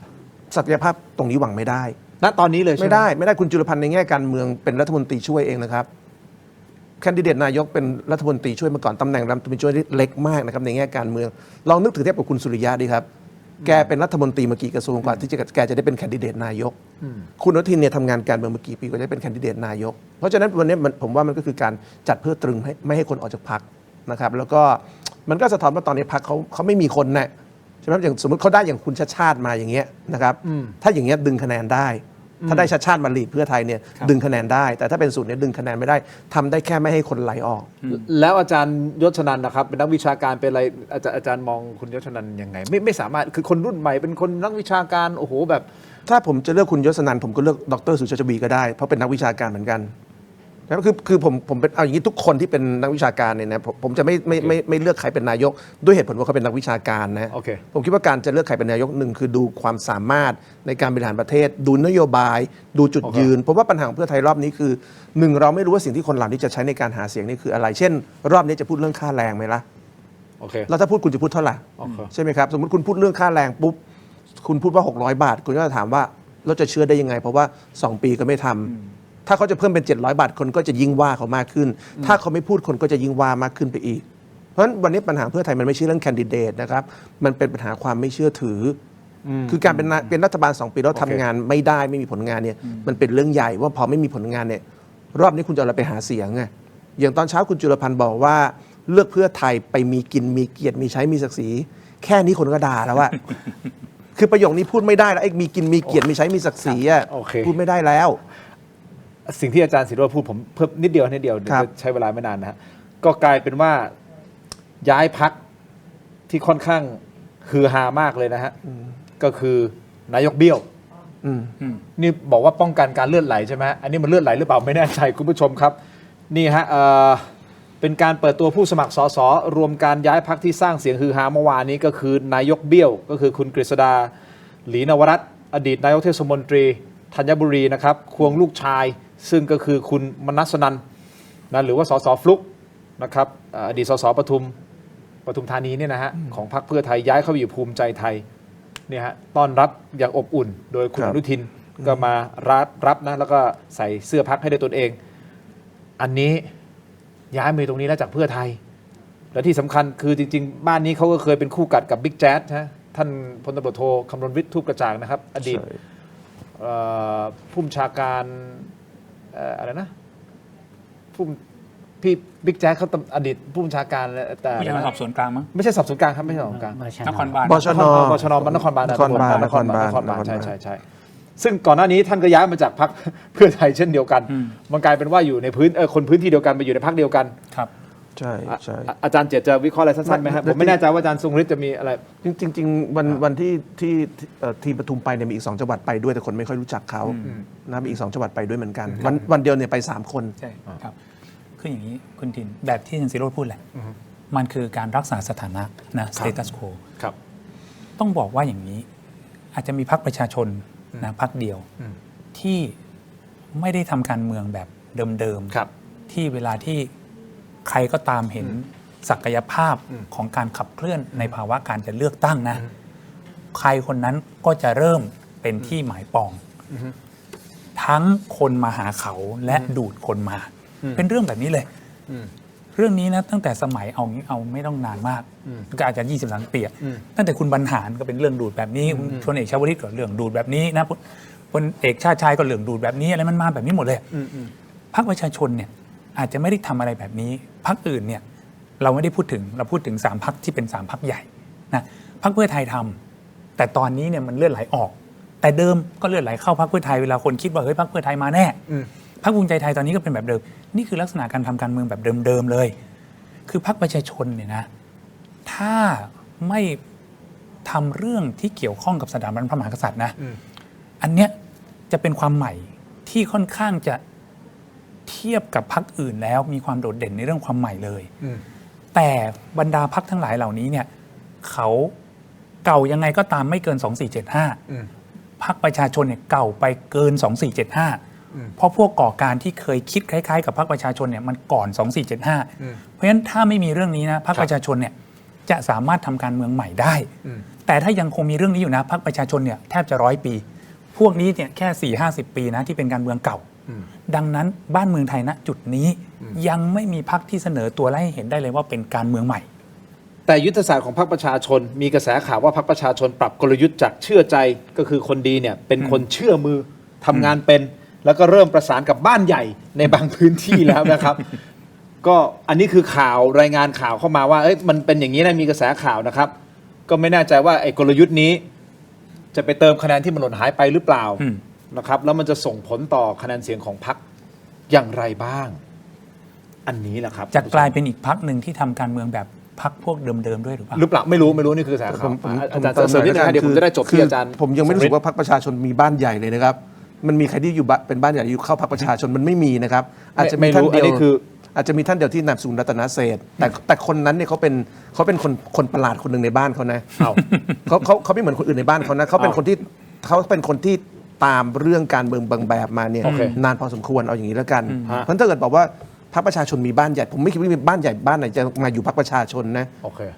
พรรคนี้มันไม่มีอำนาจนะบ้านใหญ่ต้องอยู่กลุ่มที่มีอำนาจรอดูกันต่อไปแต่สิ่งแน่ๆที่เราน่าจะเรียนรู้จากกัมพูชาได้อาจารย์ทรงฤทธิ์อยากจะให้ทิ้งท้ายนิดหนึ่งครับกับสถานการณ์ทุกอย่างที่มันเกิดขึ้นจากสิ่งที่เราเจอกัมพูชาและเรากำลังจะเดินหน้าเข้าสู่การเลือกตั้งกัมพูชาเองเขาก็เฝ้าติดตามเหมือนกันนะเขาก็ดูการเมืองเราว่าให้เราจะไปในทิศทางไหนอะไรยังไงถูกต้องไหมฮะอาจารย์จะทิ้งท้ายอะไรนิดหนึ่งไหมครับเรายังดีกว่ากัมพูชาประโยคนี้มันฟังแล้วยังไงดีเรายังดีกว่ากัมพูชาไม่เผด็จการเหมือนคนเซนไงใช่ไหมอย่างไรเรายังดีกว่ากัมพูชาแต่อีกอันหนึ่งซึ่งอยากจะฝากท่านผู้ชมท่านผู้ฟังนะครับประเทศที่เขาโหยหาประชาธิปไตยเนี่ยใกล้บ้านเราที่สุดและไม่ซื้อเสียงเลยพม่าค คนพม่าเลือกนางองซานซูจีเพราะโหยหาประชาธิปไตย โดยไม่แบมือขอเงินจากองซานซูจีแม้แต่จัดเดียวเอาบทเรียนอันนี้มานะครับ แล้วก็ถ้าเลือกตั้งที่มันสกปรกนะฮะรับมาอย่างเดียวอยากจะนโยบายเท่าไหร่เนี่ยไม่สนใจนโยบายเป็นอย่างไรเนี่ยนะมันไม่ได้สร้างชาติบ้านเมืองมันมีแต่ทำลายนะครับซึ่งฮุนเซนก็ทำมาแล้วฮุนเซนกำลังจะไม่อยู่แล้วนะฮะอีกไม่นานแล้วก็อาจจะไปทั้งตระกูลด้วยซ้ำเพราะเอาชาติบ้านเมืองตัวเองเนี่ยไปผูกไว้กับมหาอำนาจตอนนี้เรายังไม่ได้ผูกกับใครนะฮะเรายังมีความเป็นกลางเรายังสามารถที่จะคบกับทุกประเทศได้อยู่ ก็รักษาสถานะอันนี้ไว้แล้วคนที่กากบาทอย่าดูถูกตัวเองกากบาทนี้คือมีความสำคัญที่สุดนะเพราะท่านเป็นคนที่จะต้องตัดสินชะตากรรมของบ้านเมืองแต่เมื่อคุณกากบาทแล้วโดยที่ไม่คำนึงถึงชะตากรรมของบ้านเมืองเนี่ยมันก็จะมาเหมือนเดิมผมยกตัวอย่างเช่นเลือกตั้งอบต.รถติดเพราะคนขับบ้าน ปกติมันรถติดในเทศกาลใช่ไหมอาจารย์แต่เลือกตั้งอบต.นี่ค่อยดูสิรถติดคนไทยมีความเป็นประชาธิปไตยเยอะมาก อยากจะกลับไปเลือกตั้งอะไรเป็นต้นลองดูลึกๆนะดูลึกๆหรือถ้าอยากดูอะไรใกล้ๆดูสนามเด็กเล่นหน้าบ้านนะฮะสนามเด็กเล่นหน้าบ้านสนิมเกิดแล้วรื้อทิ้งแล้วเอาไอ้เหล็กนั้นไปชั่งกิโลขายเอาของใหม่มาแทนแพงกว่าเดิมนะฮะวันแรกที่ส่งมอบงานหญ้ายังเขียวอยู่เลยนะวันรุ่งขึ้นหนาวสีเหลืองแล้วอะไรอย่างเงี้ยนะฮะนั่นแหละใกล้ตัวเราที่สุดโอเคครับคุณผู้ชมอย่างนี้นะฮะสั้นๆนิดเดียวผมเคยเล่าให้คุณผู้ชมฟังก่อนหน้านี้นะครับอาจารย์ศิโรจน์อาจารย์เจตอาจารย์ทรงฤทธิ์คุณผู้ชมครับเรามีโปรเจกต์ถกไม่ทิ้งนะครับที่รายการถกไม่เถียงของเรานะครับภายใต้บริษัทเทโรดิจิทัลเราดำเนินโครงการนี้จริงๆตั้งแต่ยุคของโควิดแล้วนะครับถกไม่ทิ้งก็คือโครงการทำเพื่อสังคมตามสโลแกนประจำรายการก็คือเดือดร้อนไร้ที่พึ่งนึกถึงถกไม่เถียงนะครับเพื่อช่วยเหลือผู้ประสบภัยในหลายๆกรณีและในกรณีนี้ก็คือทางด้านของภาคใต้ร่วมกับพันธมิตรและผู้สนับสนุนของเรานะครับคุณผู้ชมในรายการถกไม่เถียงนะครับก็ต้องขอขอบคุณบริษัท Better World Green จำกัดมหาชนหรือว่า BWG ที่ส่งมอบสิ่งของจำเป็นกว่า250ชิ้นได้แก่ผลิตภัณฑ์ทำความสะอาดห้องน้ำผลิตภัณฑ์ล้างจานผลิตภัณฑ์ผงซักฟอกอาหารแห้งนะครับบะหมี่กึ่งสำเร็จรูปนะมาม่าข้าวสารปลากระป๋องผ้าอ้อมสำหรับผู้ใหญ่ถุงขยะเสื้อผ้ายารักษาโรคน้ำเปล่าร่วมกับกระทรวงพัฒนาสังคมและความมั่นคงของมนุษย์ศูนย์พักพิงนี่นะครับนอกจากนี้ต้องขอบคุณบริษัท HK Pharmaceutical จำกัดนะครับที่ส่งมอบยาธาตุน้ำขาวฝาสีฟ้าตราอาหารคู่49 บาทนี่แหละครับคุณผู้ชมจำนวน 1,000 ชิ้นร่วมกับมูลนิธิ ชัยอนันต์นี่นะฮะโดยสิ่งของเหล่านี้จะถูกนำไปกระจายสู่พ่อแม่พี่น้องชาวหาดใหญ่นะที่กำลังอยู่ในช่วงของการฟื้นฟูเยียวยากันอยู่นะครับให้เขาได้ตั้งหลักนะอาจจะเป็นส่วนน้อยๆแต่อย่างน้อยเราก็ช่วยกันหลังที่เขาเจออุทกภัยนะครับพวกเราขอเป็นส่วนหนึ่งที่แบ่งปันน้ำใจและขอให้พี่น้องชาวภาคใต้ผ่านช่วงเวลานี้ไปได้อย่างเข้มแข็งนะและกลับมายืนหยัดได้อีกครั้งหนึ่งนะครับอันนี้คือถกไม่เถียงเราก็ต้องขอบคุณพี่ๆนะผู้ใหญ่ใจดีหลายต่อหลายท่านที่ส่งหลายรอบเลยมากเลยนะครับหลายรอบแล้วเราก็จัดผ่านมูลนิธิชัยอนันต์นะครับเป็นตัวกลางในการที่จะลงกระจายสู่พ่อแม่พี่น้องภาคใต้ขอบคุณมากๆเลยนะครับขอบคุณจริงๆนะฮะจากใจนะครับขอให้บุญกุศลนี้นะครับกลับไปร้อยเท่าพันเท่าหมื่นเท่าแสนเท่าล้านเท่าด้วยนะครับกับทุกๆท่านนะครับสาธุนะครับแล้วผมขออนุญาตก่อนปิดท้ายจากคลิปนี้คุณผู้ชมครับอันนี้รายการวันนี้ยาวนิดนึงนะฮะแต่ว่าไปดูโหวตกันหน่อยได้ไหมครับดูโหวตของเรานิดนึงได้ไหมฮะว่าเราถามท่านนะครับว่าการโหวตของเราในสงครามข้อมูลข่าวสารคุณคิดว่าใครกลุ่มความได้เปรียบมากกว่าคุณผู้ชมนะหมื่นกว่าโหวตนะหมื่นกว่าโหวตบอกว่าไทย 45% กัมพูชา 37% ไม่แน่ใจอยู่ที่ 18% นะครับเอาละครับนี่คือความคิดเห็นของคุณผู้ชมทุกท่านที่ชมรายการอยู่ปิดท้ายด้วยคลิปนี้ฮะ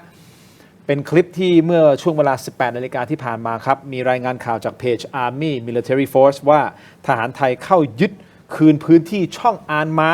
ได้สำเร็จ 100% แล้วนะครับพร้อมกับมีการเชิญธงชาติไทยปักบนดินแดนอธิปไตยประเทศไทยและดำเนินการเข้าเคลียร์พื้นที่อนุสาวรีย์ตาอมและตลาดช่องอานม้าเป็นที่ เรียบร้อยแล้วครับ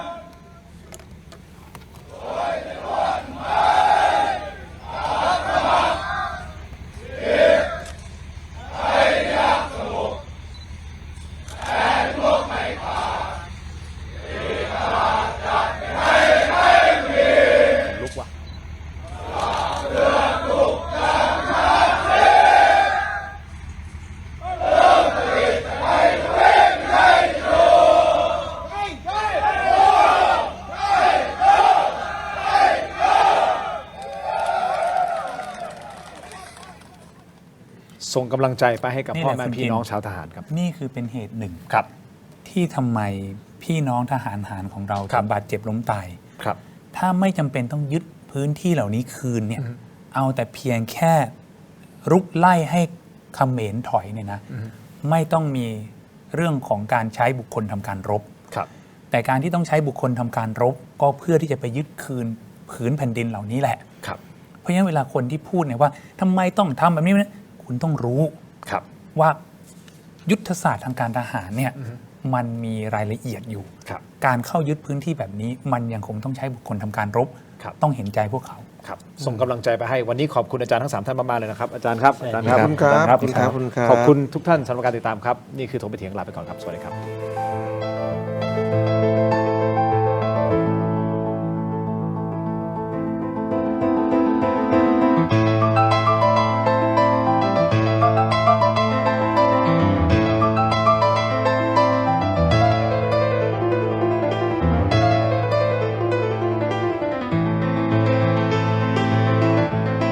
หากคุณไม่อยากพลาดถกไม่เถียงตอนเด็ด ๆ และไม่อยากพลาดเทคนิคความรู้แนวทางในการต่อสู้กับปัญหาที่สักวันหนึ่ง อาจจะเกิดขึ้นกับคุณก็ได้นะครับ อย่าลืมกดไลค์กดแชร์กด Subscribe กดกระดิ่งช่องเทโรดิจิทัลนะครับ เป็นกำลังใจให้กับถกไม่เถียงด้วยครับ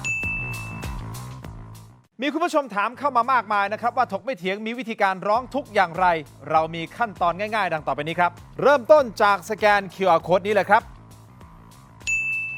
จากนั้นนะครับท่านก็เข้าสู่หน้า inbox ของรายการถกไม่เถียง เพียงท่านกดคำว่าเริ่มต้นระบบอัตโนมัติจะส่งลิงก์ที่ทีมถกไม่เถียงสร้างขึ้นมาให้แก่ท่านนะครับรับรองว่าเป็นลิงก์ที่ปลอดภัยกดเข้าไปได้เลยครับเมื่อเข้าไปถึงหน้านี้นี่นะฮะแค่นี้นะครับท่านก็พิมพ์เรื่องราวร้องทุกข์มาได้เลยนะครับแต่ผมมีทริค3 ข้อสำหรับการร้องทุกข์เข้ามาในรายการถกไม่เถียงนะครับ 1. เขียนเรื่องราวร้องทุกข์ของท่านให้ละเอียดชัดเจนและสรุปโดยง่ายที่สุดนะครับข้อที่ 2 เขียนชื่อเบอร์โทรของท่านให้ครบถ้วนสมบูรณ์ที่สุดและข้อที่ 3 ถ้าท่านมีภาพคลิปวิดีโอกล้องวงจรปิดหรือหลักฐานต่างๆนะครับส่งเข้ามาที่อินบ็อกซ์ของเราได้เลยครับเพียงเท่านี้นะครับเรื่องราวร้องทุกข์ของท่านก็จะเข้าสู่ระบบหลังบ้านของถกไม่เถียงอย่างแน่นอนนะครับอย่าลืมนะครับเดือดร้อนไร้ที่พึ่งนึกถึงถกไม่เถียง